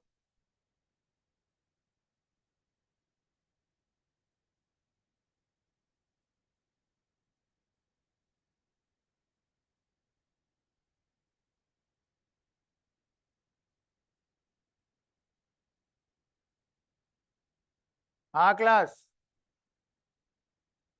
salt of, salt of strong base, good good good, ठीक है। सॉल्ट ऑफ क्या है ये? Strong base weak acid. अच्छा weak acid इसका कौन सा होगा? H2CO3 कार्बोनिक एसिड, समझ में आया? That is the salt of carbonic acid and NaOH। Clear? चलो भाई ये हो गया, बेसिक फंडामेंटल हो गया। अब हम लोग एक टर्म बता रहा हूं मैं तुम्हें, ओस्टवॉल्ड डाइल्यूशन लॉ, फिर पीएच स्टार्ट करेंगे। ओस्टवॉल्ड डाइल्यूशन लॉ पता है किसी को? ओस्टवॉल्ड डाइल्यूशन लॉ, ओस्टवॉल्ड तो हिंदी में ओस्टवॉल्ड ही था ना है क्लास देखो सुनो, एक साइंटिस्ट थे ओस्टवॉल्ड, ये इसलिए बता रहा हूं क्योंकि पीएच के क्वेश्चन में भी वीक इलेक्ट्रोलाइट में ये आएगा, ठीक? ये कॉमन चीज है तो पहले पढ़ा दे रहा हूं। क्या हुआ, एक साइंटिस्ट थे ओस्टवॉल्ड, उन्होंने ये बताया कोई भी वीक इलेक्ट्रोलाइट ले लो। वीक इलेक्ट्रोलाइट क्या होते हैं? 5 टाइप के होते हैं, सबको पता है। Weak acid, weak base, salt of weak acid weak base, salt of weak acid strong base और salt of strong acid weak base, ठीक? तो उसमें पानी मिलाते जाओ। जैसे मान लो कोई वीक इलेक्ट्रोलाइट लिया मैंने, उसका डिग्री ऑफ डिसोसिएशन जो है वो 0.7 है, मतलब 70% डिसोसिएट हो रहा है। कितना हो रहा है? अब उसमें वाटर ऐड करते जाओ, ऐड करते जाओ, तो उसका अल्फा बढ़ने लगेगा। अल्फा मतलब बढ़ने का मतलब 70 से वो 72%, 75%, 78%, 80%। जैसे जैसे पानी मिलाते जाओगे अल्फा क्या होगा? बढ़ेगा। लेकिन जब तुम इनफाइनाइट डाइल्यूशन कर दोगे, अच्छा एक बात बताओ, इनफाइनाइट डाइल्यूशन कभी पॉसिबल है क्या? अबे इनफाइनाइट डाइल्यूशन के लिए बैठोगे कहाँ? इनफाइनाइट का मतलब समझ रहे हो ना? तुम एक्सपेरिमेंटल डेटा जिधर से इकट्ठा कर रहे हो उसके सब क्या इनफाइनाइट है कि नहीं? तो ये हाइपोथेटिकल है, मतलब ये बोल सकते हो इनफाइनाइट डाइल्यूशन मतलब एक्सेस में वाटर डाल दो। किस क्या डाल दो? एक्सेस में। समझ में आया? अच्छा एक बात बताओ, एक एक्सेस वाटर कहाँ हो सकता है? मान लो हमारे पास एसिटिक एसिड है, ठीक? और मैंने कहा एसिटिक एसिड जो है वो 80% टूट रहा है, तो बचा कितना? 20%। तुम पानी मिलाओगे लैब में तो क्या करोगे? अरे उसमें आधा लीटर मिलाओगे, 1 लीटर, 2 लीटर, 5 लीटर, 10 लीटर, यही करोगे ना? ज्यादा से ज्यादा क्या कर सकते हो? अरे एक टैंक लोगे में लगा होगा, जाके कहोगे सर लो, इससे ज्यादा पानी नहीं मिला सकते, यही करोगे ना? इसको एक्सेस वाटर में रखना है तो क्या करोगे? सर एक काम करते हैं, वो एसिटिक एसिड लेते हैं और समुंदर में जाके डाल देते हैं, और समुंदर से ज्यादा पानी ला सकते हो क्या कहीं से? अरे एक्सेस लिमिट वाटर तो वही है ना। तो ये बोला जब बहुत ज्यादा एक्सेस होगा तो कोई भी इलेक्ट्रोलाइट 99.99% टूट जाएगा। समझ में आया? तो हम ये एज्यूम करेंगे एट इनफाइनाइट डाइल्यूशन, मतलब बहुत पानी मिलाने पे क्या होगा, वीक इलेक्ट्रोलाइट कैसे बिहेव करेगा, स्ट्रॉन्ग इलेक्ट्रोलाइट का। नहीं समझ में आया? आ गया? ये किसने बताया था? साइंटिस्ट ओस्टवाल्ड ने। समझ में आया? Now write down the heading, सबको मन से पढ़ना है, अब इक्वेशन स्टार्ट हो रही है, ठीक है? तो now write down the heading Ostwald dilution law. Equation पहले पढ़ा रहा हूँ, स्टेटमेंट बाद में लिखवाऊंगा, ठीक है? तो देखो जरा क्या करने वाले हम लोग। क्लास सपोज ए बी जो है इलेक्ट्रोलाइट है और H2O में डाला, तो क्या बनेगा बच्चों बताओ? A plus aqueous, B minus aqueous. सबको बात समझ में आ रही है ना? क्लियर है? ठीक है, A plus aqueous and B minus aqueous. समझ में आया? अब T इक्वल टू 0 पर suppose concentration of A B solid is C। अच्छा एक बात ध्यान रखना, स्कूल में आप कैसे पढ़ा है वो बता देता हूं मैं। ये ए बी एक्वस पढ़ा है, सॉलिड प्लस वाटर नहीं पढ़ा है। समझ में आया कि नहीं? एक्चुअल में A B solid plus water क्या लिखा हुआ है, ए बी एक्वस। क्लियर है ना? सबको बात समझ में आ रही है ना? तो यहां से बताओ क्या हो जाएगा। अच्छा अगर इसमें डाउट हो रहा तो मैं लिख देता हूँ, रुको एक मिनट, नहीं कंफ्यूज हो गए कि सर वाटर का क्या करें। इसको हम लोग ऐसे ले लेते, चलो देखो A B aqueous now gives to dissociate A plus aqueous and B minus aqueous। T equal to 0 पर कॉन्सेंट्रेशन C ले लेते हैं 0 0। T इक्वल टू T पर, T इक्विलिब्रियम पर C माइनस C अल्फा, तो ये क्या आएगा C alpha C alpha, right? Then we write equilibrium constant for this reaction K dissociation equal to A plus B minus upon क्या होगा A B होगा। बच्चों समझ में आ रहा है ना? क्लियर है? यहाँ इसकी कॉन्सेंट्रेशन कितनी है, C alpha upon C minus C alpha. इसको हम लोग क्या लिख सकते हैं, C alpha square upon 1 minus alpha. तो we can write here K equal to C alpha square upon 1 minus alpha. ठीक है, ये हो गई इक्वेशन 1। आप इसमें दो फॉर्मेट आएंगे, पहला आपने पढ़ा है, दूसरा जो है वो नहीं पढ़ रखा होगा, क्वाड्रेटिक बनती है। क्वाड्रेटिक कुछ बनती है ऐसा कुछ पढ़ रखा है? तुम लोग 1 माइनस अल्फा को क्या ले लेते हो, 1, यही करते हो ना? लेकिन हर बार 1 नहीं होता है, बताता हूँ कब 1 होगा। तो ये नोट करो आप, फिर नेक्स्ट पेज में चलते हैं।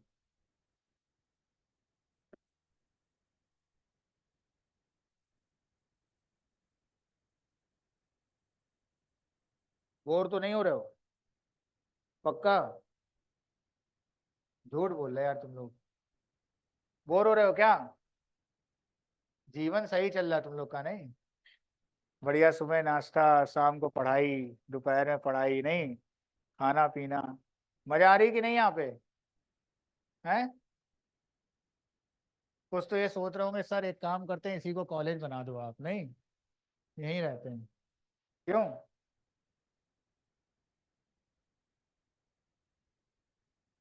नोट कर लिया?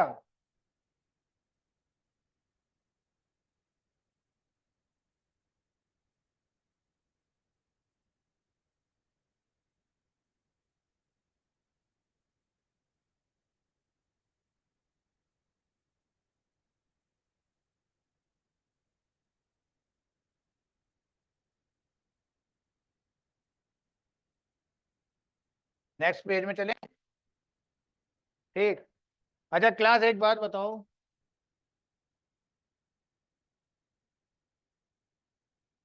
ये जो के है ना के, ठीक है, इसको क्या बोलते हैं हम लोग? इसको बोलते हैं डिसोसिएशन कांस्टेंट। क्या बोलते हैं? देखो सुनो, ये जो के है ना, अभी इक्विलिब्रियम है ये, इसको बोलते हैं डिसोसिएशन कांस्टेंट। डिसोसिएशन कांस्टेंट और अभी सॉल्ट बोलेंगे। एसिड के लिए क्या हो जाएगा के, बेस के लिए क्या हो जाएगा के बी, और सॉल्ट के लिए क्या हो जाएगा के एस। समझ में आया, ये कॉमन है। अच्छा अब नेक्स्ट पेज में चलते हैं। अब देखो दो दो केस हैं इसके।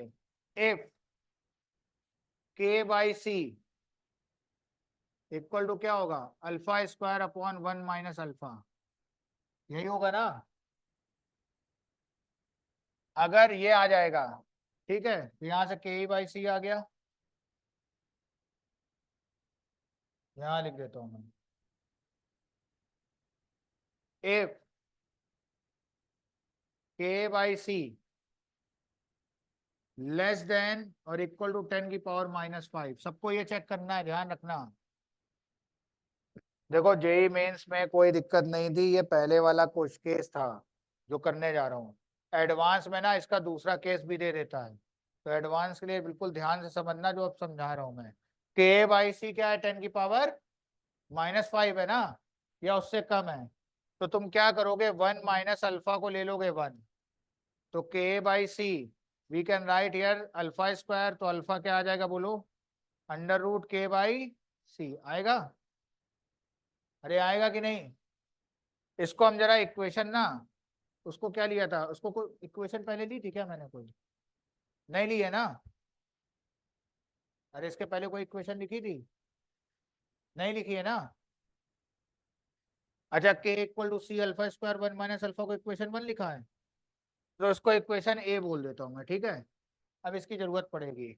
दूसरा इधर देखो बच्चों, इफ के बाई सी, इधर के बाई सी, अब इसमें ना बहुत डीप कॉन्सेप्ट है कुछ।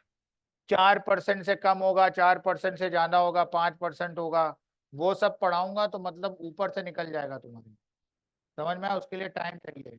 मतलब कोई भी इलेक्ट्रोलाइट उसकी डिसोसिएशन क्या है, 5% से कम है तो केस दूसरा आता है, 5% से ज्यादा है तो दूसरा आता है। हम तुम्हें सिंपल बता दे रहे हैं, वो सब कवर हो जाएगा। के बाई सी जो है ना, किताब जब पढ़ोगे ना तो जो मैं बोल रहा हूँ वो तुमको सुनने को आएगा, तुमको उन सब चक्करों में नहीं पढ़ना है। के बाई सी अगर 10 की पावर -1 और 10 की पावर -2 होगी, तो यहाँ लिख दे रहा हूं मैं solve quadratic, solve quadratic and get value of alpha. मतलब के बाई सी इक्वल टू क्या आ जाएगा, alpha square upon 1 minus alpha आएगा। इसको सॉल्व कर लेना, यहाँ से अल्फा निकल के आ जाएगा। मेरी बात समझ में आ रही कि नहीं, क्लियर है, समझे। अब समझाओ इसको, देखो मैथमेटिकली, मैथ है और कुछ नहीं है। सुनो क्लास, एक बात बताओ, ये वैल्यू जो है, सबको आवाज आ रही है, ये जो वैल्यू है, सुनो, ये बताओ बहुत कम वैल्यू है ना 10 की पावर -5। अबे 0.0001 है ना ये वैल्यू। इधर मैथ है, मैथ, केमिस्ट्री नहीं है इसमें, ध्यान रखना, मैथ पढ़ा रहा हूँ। ये के बाई सी जो है क्या है, बहुत कम वैल्यू है ना। अगर ये वैल्यू बहुत कम होगी के बाई सी, तो 1 माइनस अल्फा क्या होगा, बहुत ज्यादा होगा। अबे ये वाली वैल्यू भाई अगर क्या है, बहुत कम है, तो नीचे ये वाली वैल्यू क्या होनी चाहिए बताओ, ज्यादा। और ज्यादा कब होगी, जब अल्फा क्या हो जाए, 0। अरे 1 में से अल्फा जाएगा, कुछ ना कुछ नंबर आएगा ना। तुम कह रहे हो इसकी मैक्सिमम वैल्यू कब आएगी, अरे 0.99 आ जाए या 1 आ जाए, तो अल्फा को क्या ले लोगे, 0 ले लोगे। समझ में आ गया ये। और ये वैल्यू क्या है, 10 की पावर -1 -2 ज्यादा है ना। ये वैल्यू अगर ज्यादा है तो बताओ ये का क्या आना चाहिए, कम। कम कब आएगी, जब 1 माइनस अल्फा क्या हो, अरे और कम हो ना, तो अल्फा को इग्नोर, तो क्वाड्रेटिक सॉल्व करनी पड़ेगी। समझ में आया, कराऊंगा क्वेश्चन ऐसे अभी मैं। सबको बात समझ में आ गई अच्छे से, कोई डाउट, ये नोट हो गया, आगे बढ़े, जल्दी नोट करो इसको।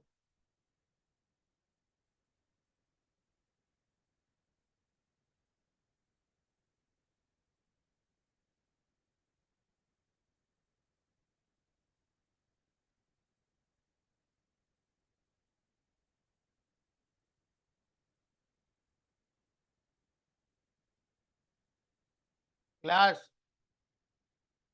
आया समझ में सबको? नेक्स्ट पेज में चलें। देखो इधर, from equation A, from equation A, equation A क्या था? के बाई सी इक्वल टू क्या था? Alpha square. तो अल्फा क्या हो जाएगा? अंडर रूट के बाई सी होगा। क्लास एक बात बताओ, सी क्या होता है? कैट, कॉन्सेंट्रेशन ना, मोलारिता, ठीक, हिंदी में मोलारिता, ठीक है, समझ में आया? तो मोलारिटी समझ में आ गया सबको? क्या होता है? Mole upon volume N by V आएगा। तो यहां से क्या लिख सकते हो? Under root K by N into, अच्छा इसको रूट बी लिख सकते हो ना। के क्या है? कांस्टेंट, और मोल भी क्या होते हैं? अरे पानी मिलाओगे तो मोल तो कांस्टेंट रहेंगे ना, ठीक। तो ये बताओ वैल्यू क्या हो गई?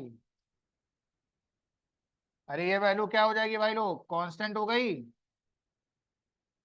इसका मतलब अल्फा जो है वो इनवर्सली प्रोपोर्शनल टू किसके आ जाएगा? रूट बी आएगा। पानी मिलाते जाओगे तो अल्फा क्या होगा? अरे बढ़ेगा, समझ में आ रहा है कि नहीं? और जब बी टेंडिंग टू हो जाएगा इनफाइनाइट, तो अल्फा टेंडिंग टू हो जाएगा 1। मैथ में लिमिट, लिमिट पढ़ा है ना सबने? तो बताओ, weak electrolyte behave as strong electrolyte. आया समझ में? नहीं समझे?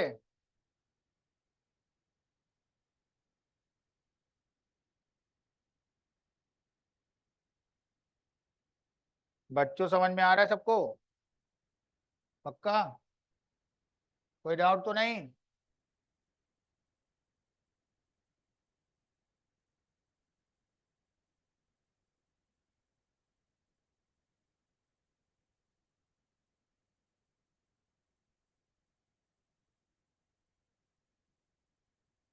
मैम सब ध्यान में अभी पढ़ने में।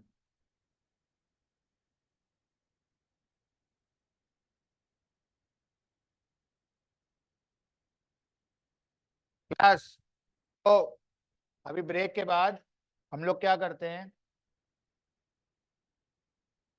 क्या करा जाए? ब्रेक के बाद गाना सुनूंगा मैं आज। क्विज टेस्ट हो रहा है ना आज, गाना सुनाओगे तुम लोग, ठीक है? गा लोगे कि नहीं? माइक कहाँ गया मैम? अरे तुमको सेनापति बना देते, इसको दे दो मैम, ये अच्छा बच्चा है। हाँ हाँ, तुमको प्रेसिडेंट बना दिया मैंने, ठीक। उधर भी माइक है क्या? आ,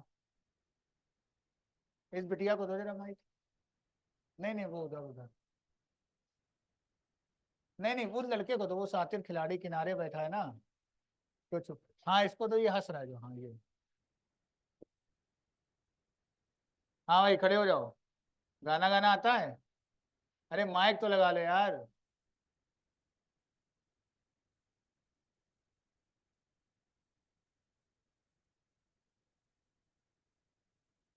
हाँ भाई, गाना गाना आता है? शर्मा क्यों रहे हो भाई? बताओ जल्दी। अरे तुम्हारी शादी के लिए थोड़ी ना पूछ रहे हैं, शादी करानी है तुम्हारी, है? गाना आता है कि नहीं? गा लोगे? अच्छा ठीक है, तुमको ब्रेक मिलेगा ना, तुम स्क्रिप्ट तैयार रखना, और ब्रेक के बाद तुमसे गाना गवाएंगे, ठीक? समझ में आया?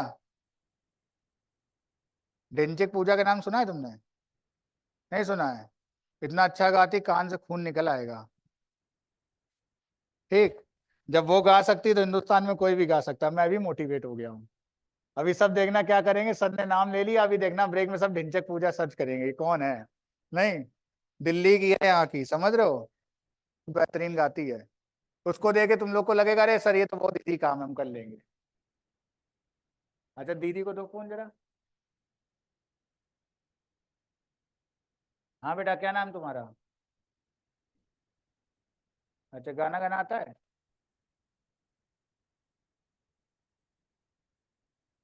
तुम लोगों ने पढ़ने के सिवा कुछ काम किया जीवन में? हैं? अच्छा तुम लोग अलग अलग स्टेट से आए हो तो मतलब इसको आता है ना? हाँ, ये अभी इससे गाना मैं ब्रेक इसके बाद वाले में करवाऊंगा।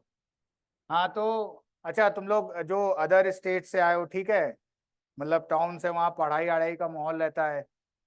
बाकी इंस्टा इंस्टा तो चलाते हो कि नहीं चलाते हो? अरे नहीं चलाना चाहिए, समझ में आया? गलती से चलाते हो चलो कोई बात नहीं। तो देख रहे हो देश के बच्चे क्या कर रहे हैं, कुछ काम ही नहीं रहता है, सब नाचने में लगे हुए हैं पूरे देश में, समझ में आया कि नहीं? ठीक। वैसे ये सब करना नहीं चाहिए स्टूडेंट लाइफ में, सिर्फ पढ़ाई पे फोकस करना चाहिए, ठीक है? चलो बैठ जाओ माइक लीजिए। तो सब रेडी रहना, गाना मैं मतलब सुनूंगा। हाँ भाई, तुम क्या नाम है तुम्हारा हीरो? तुम आंध्रा से हो क्या?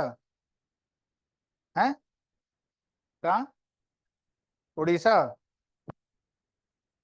उड़ीसा से हो? उड़ीसा से सर। तो कोई उड़िया गाना सुनाना पड़ेगा, हाँ? ठीक। सर, उड़ीसा से मैं कहाँ से हो? City city? ये हमारा कौन सर? अच्छा, कहीं सर। भुवनेश्वर से कितनी दूर है? भुवनेश्वर से आसपास 10 किलोमीटर। सही है सही है, स्टील फैक्ट्री के पास रहते हो तुम, जिंदल स्टील है? ठीक। चलो बढ़िया, हम ले लो। हाँ तो बच्चों, ठीक है, आज क्या करना है, मैं गाना गाना सिखाऊंगा सबको, ठीक? वैसे मैं अच्छा नहीं गा पाता हूँ लेकिन तब भी कोशिश करूंगा, ठीक? तो ब्रेक में सब लोग रेडी रहना। तो ये समझ में आ गया सबको? अच्छा एक बात बताओ, लिखो। हाँ अगर फॉर बोला। एसिड, अगर वीक एसिड की बात करें। अच्छा एक मिनट सुनो। स्ट्रॉन्ग एसिड कौन सा होता है? HNO3 होता है ना? बर्तन। अरे HNO3 होता है। अरे भाई, अब एक ही दो एसिड जो आपको पता है वो सही है, ठीक? तो अपने ऊपर कॉन्फिडेंस रखो। स्ट्रॉन्ग एसिड का अल्फा क्या होता है? जरा अल्फा वन डालो इसमें। सर कहाँ लिखे हैं अल्फा वन? वो जो इक्वेशन है ना, K = C∝² / 1 - अल्फा, दिख रहा है सबको? अरे यार, इसके पहले पढ़ा है ना, उसमें अल्फा वन डालोगे तो K क्या आएगा? अरे इन्फिनिटी आ जाएगा, मतलब अनडिफाइंड क्या होगा? इसीलिए बताओ, स्ट्रॉन्ग एसिड का K define. Strong acid strong base salt of strong acid strong base का ये K डिफाइन नहीं होगा, जो भी होगा वो वीक इलेक्ट्रोलाइट के लिए होगा। सबको बात समझ में आ गई कि नहीं? क्लियर है?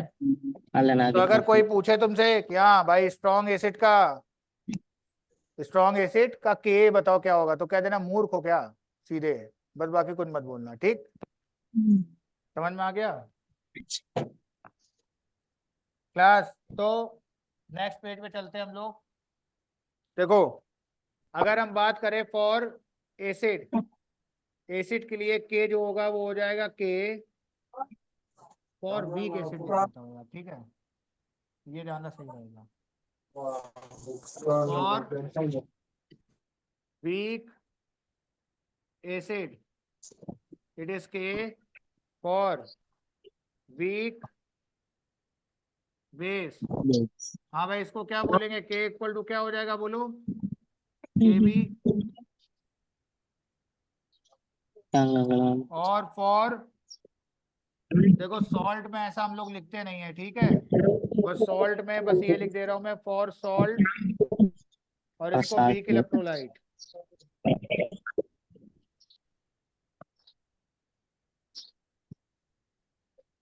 तो क्या हो जाएगा? K = क्या हो जाएगा? KS। KSP पढ़ा है ना तुमने? KSP, अरे सॉल्युबिलिटी प्रोडक्ट कांस्टेंट, KSP सुना है ना? यही होता है, सुनो। देखो लिख लो, मैं बोल रहा हूँ सुनते रहो। वीक एसिड वीक बेस बोलोगे कभी, लेकिन ये नहीं बोलोगे स्ट्रॉन्ग सॉल्ट वीक सॉल्ट। कभी सुना है क्या strong salt weak salt? Salt के लिए स्ट्रॉन्ग वीक नहीं लगाया जाता, क्या बोला जाता है सॉल्ट को? Weak electrolyte. क्या लिखा जाता है? और सॉल्ट 4 टाइप के होते हैं, समझ गए? Strong strong, strong weak, weak strong, weak strong weak, समझ गए? ये नोट कर लो। क्लियर? क्लास अलग है। चलो अब मैं एक क्वेश्चन बोलूं, करोगे आप लोग सॉल्व? बोलूं? ठीक है।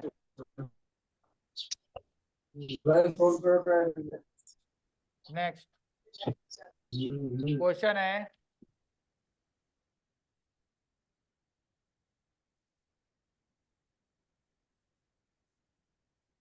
Class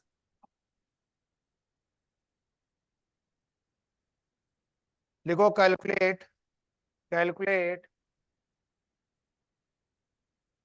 calculate pH of 0.1 molar acetic acid. Calculate pH of 0.1 molar acetic acid, ठीक है? और इसका K दिया है 2 into 10 की पावर -5। सॉल्व कर लोगे आप लोग? ट्राई करो, नहीं तो मैं सॉल्व करता हूँ।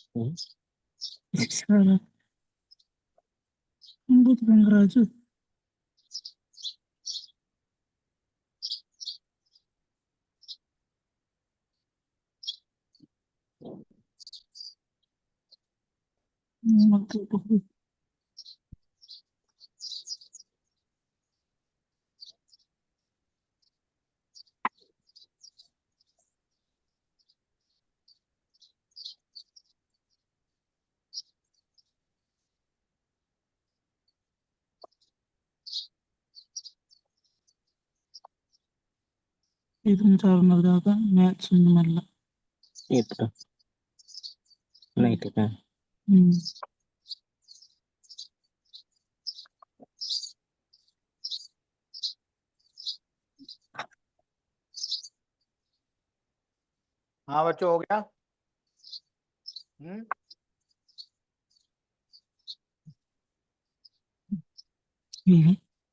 नहीं हुआ सॉल्व?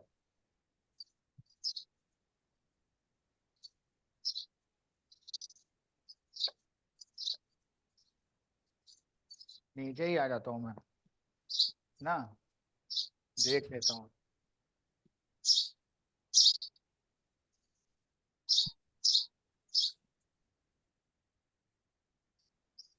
समझ में आ रहा है? हैं? समझ में आ रहा है?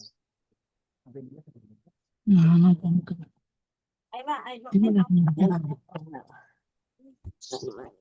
तो आता समझ में सबको? क्या तो लाभ डालिए। नहीं आता समझ में? आ रहा है पक्का? चलो दिखाओ जरा तुम। क्वेश्चन लिखो, एसिटिक एसिड कैसे ब्रेक होता है? S3COO minus H plus।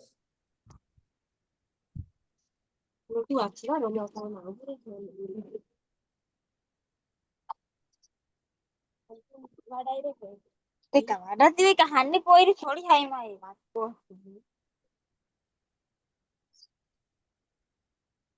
Acetic acid पता है ना कैसे ब्रेक करेंगे? CH3COO माइनस और H प्लस, ब्रेक करो। और वही concept C minus C alpha, C कितना दिया? 0.1।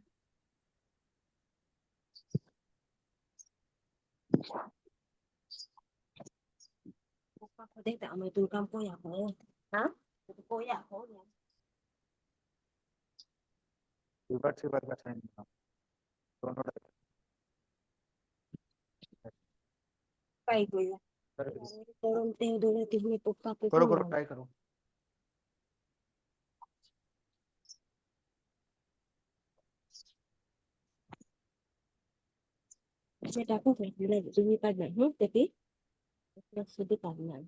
सही तो कर रहे हो। अल्फा आया, एच आयन कितना आ जाएगा? C alpha. समझ में आया?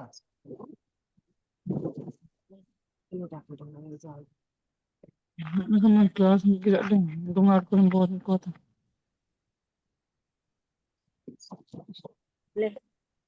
Kehendak tu makan. Bila ama ata papa di be kodi to tiara jadi waktu hubo ko de ngeo. Ai kan ron ko de. Bari hubo ko bol huno to pai po na bari abi po. Oh, tapi Matun ba pai le me mandi ya ke de dekho te to kodi to to ta ke to. Ini kita aja.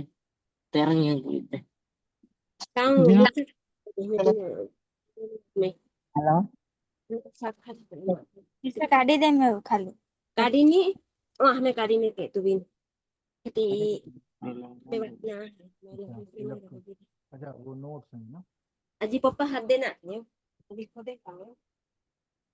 बोलना समझ रहे हो ना।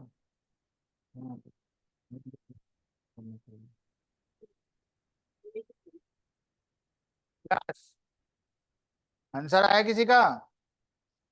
तुम लोग सब ना equation में उलझे हुए हो।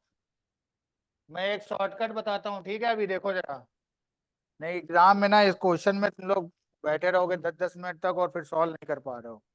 इधर देखना क्लास, देखो ये क्वेश्चन लिख लिया ना, मैं नेक्स्ट पेज पे जा रहा हूँ। एसिटिक एसिड ब्रेक होगा CH3 COO माइनस और H प्लस में। तो उसकी कॉन्सेंट्रेशन कितनी दी हुई है बताओ? 0.1 है ना, उसको यार अभी C मान लेते हैं, ठीक है? एक फॉर्मूला बना दे रहा हूँ शॉर्टकट, एक 30 सेकंड में क्वेश्चन उड़ा दोगे वहां पे, इसी से बना देता हूँ मैं। ये T इक्वल टू 0 पर concentration C that is 0 right. T equal to 0 मतलब अभी रिएक्शन स्टार्ट नहीं हुई, एसिड डिसोसिएट नहीं हुआ। T इक्वल टू T पर इक्विलिब्रियम पर C माइनस C अल्फा, ये क्या आएगा? C अल्फा, और ये क्या आ जाएगा बोलो? C alpha. We can write here K equal to H plus upon CH3 COO H आएगा, तो that is C alpha into C alpha upon C1 minus alpha. C से C कैंसिल हो जाएगा, that is C alpha square upon 1 minus alpha. Class अब एक बात बताओ, ये लिख लिया? क्लियर है? अब जरा एक स्पेस यहाँ पे रफ स्पेस में क्या कर लो, ये जरा चेक कर लो बस। क्या यहाँ पे ये चेक करो,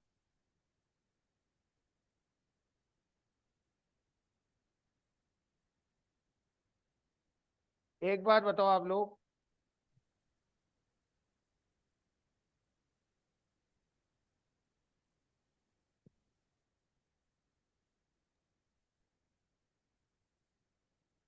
ये जो K/C है ना, इसको डिवाइड करो।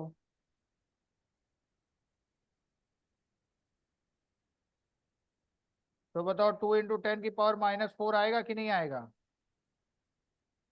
बात समझ में आ रही कि नहीं सबको? ते वैल्यू बहुत कम है कि नहीं है? अरे K/C बोला था ना चेक करने को, चेक कर लेना। एडवांस में कभी कभी क्या होता है, -1 -2 होता है, तो पूरी इक्वेशन सॉल्व करनी पड़ेगी तब आंसर आएगा। नहीं वहां जो गलत तुमने किया तो ऑप्शन रखा होगा, तुम तो खुश हो के आओगे, अरे वाह आंसर आ गया C पार्ट, समझ में आया? लेकिन पता आंसर क्या होगा?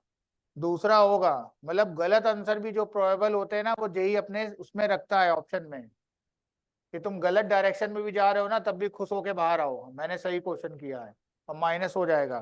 तो ये है, तो बताओ 1 माइनस अल्फा को क्या करेंगे हम लोग, बोलो 1, तो के क्या आ जाएगा बोलो? C alpha square. तो यहाँ से बताओ अल्फा वी कैन राइट यार अंडर रूट क्या आ जाएगा, K/C आएगा। अरे आएगा कि नहीं आएगा? और H आयन कॉन्सेंट्रेशन कितना दिया है बच्चों?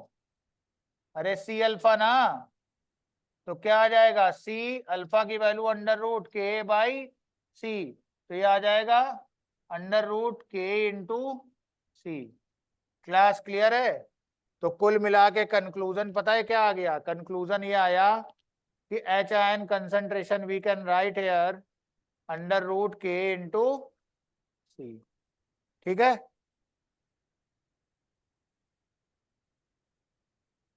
अंडर रूट के 2 इंटू कितना दिया है 10 की पावर -5 और ये हो जाएगा 0.1 10 की पावर -1 ना, तो ये आ जाएगा √2 इंटू 10 की पावर -3। अब पीएच ले लोगे, पीएच लेना आता है सबको, पीएच क्या होता है माइनस लॉग एच आयन ना, बस सॉल्व हो गया। मैं कर देता हूँ, आप नोट करो, इसके बाद नेक्स्ट स्लाइड में आंसर निकाल देता हूँ। कोई डाउट इसमें किसी को? समझ में आ रहा है ना?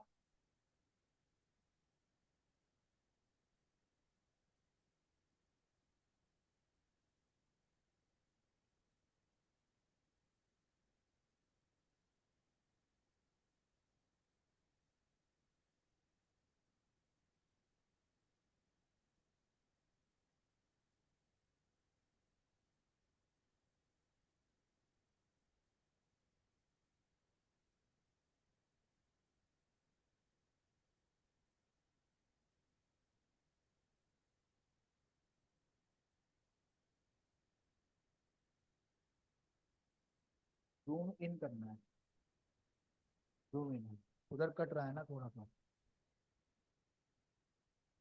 सा करना है बस, किससे होगा?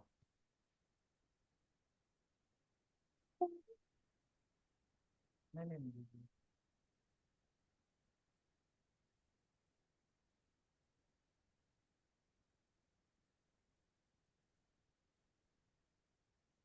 क्लास ये थोड़ा सा कट रहा है, ये लास्ट में समझ गए ना, 10 √2 इंटू 10 की पावर -6 है, -3 आ जाएगा।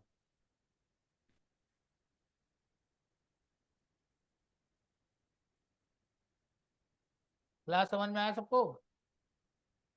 हो गया? हाँ ठीक है क्लास, नेक्स्ट स्लाइड में चलते हैं। हाँ तो बच्चों ये बताओ, एच आयन कॉन्सेंट्रेशन कितनी आई है बोलो? 10 की पावर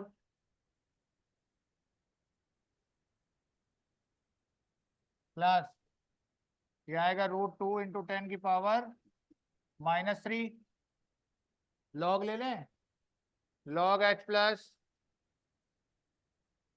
क्या हो जाएगा, मैं डायरेक्ट लिख दूं, समझ में आ जाएगा सबको? डायरेक्ट लिख दूं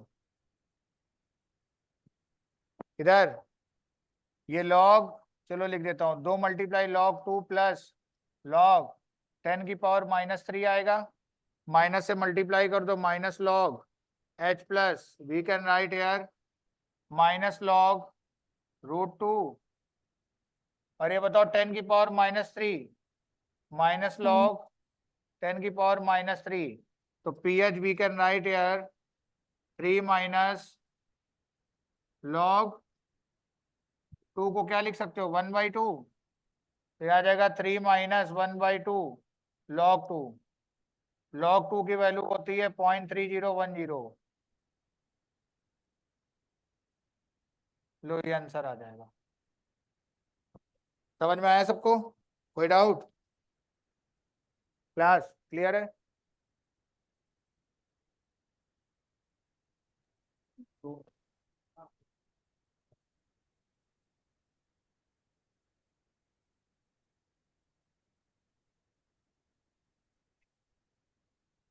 ये क्वेश्चन ने सॉल्व करोगे आप लोग? ठीक है, जरा ये नोट हो गया?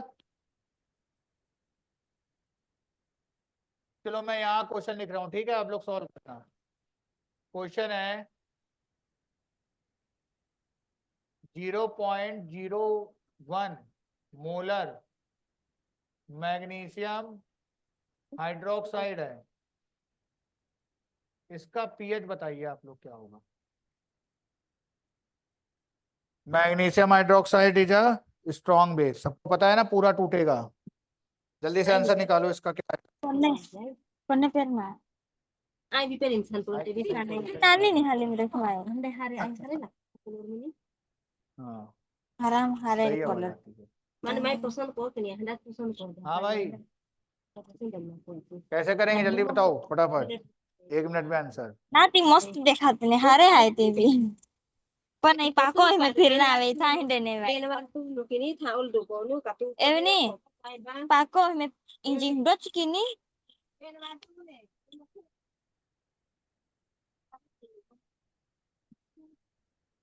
एक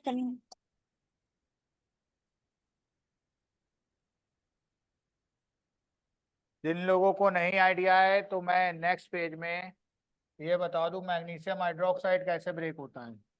MgOH whole twice now dissociate into Mg2 plus 2OH minus। Class clear है? आई दैट तू इज भी तो एक्वस मीडियम, तामी तो और ये भी लो एक्वस में होगा। चोखो poem coin Ti chokho je pon iyan mai hai kini tu ita ki ja ho ere ni tar ja ti tamu te bi badin tier kon ta ti.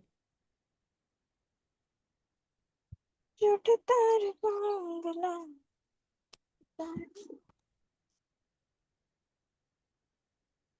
Solve हुआ बच्चों?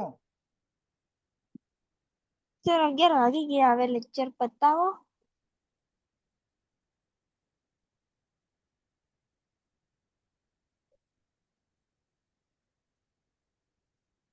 Kam la solo pun. Kam ko ta ko ti ya ti la ni. Ti ba ni ma ga ni pi. Ni. Abota kasi rakhi re go hi badna ti. ए Holi. Ti ka. Ai pa le ba. हारो हारो काटो फिर Ai pa ya ja ya.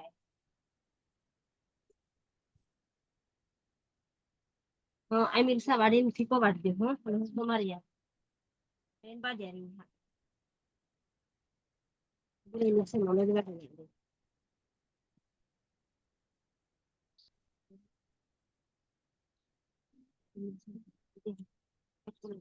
वाटला आजू Ngerti ta wadi ta ko pa wi ta.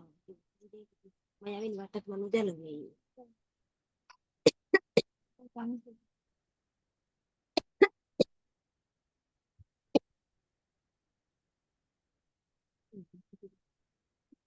Wadi de hati IDs kamu tu ko. Like 1.3 ai podiya po je bucha po sapri ta. Class, चलो हम लोग discuss करते हैं। Ini kaki de jikar sale de. T equal to 0 पर concentration 10 की power -2 है।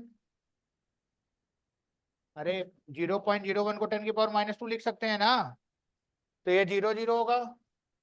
एक बात बताओ, T इक्वल टू T पर कंप्लीट पर NaOH कैसा है बताओ? अरे स्ट्रॉन्ग इलेक्ट्रोलाइट है तो 100% टूटेगा, तो 10 माइनस की पावर -2 माइनस 10 की पावर -2, तो ये तो बनेगा 10 की पावर -2, और ये कितना आ जाएगा 2 इंटू 10 की पावर -2 आएगा। तो now OH ion concentration we can write here 2 into 10 की पावर -2। POH क्या आ जाएगा? माइनस लॉग 2 इंटू 10 की पावर -2। इसको जब सॉल्व करोगे तो ये आएगा 2 माइनस log 2,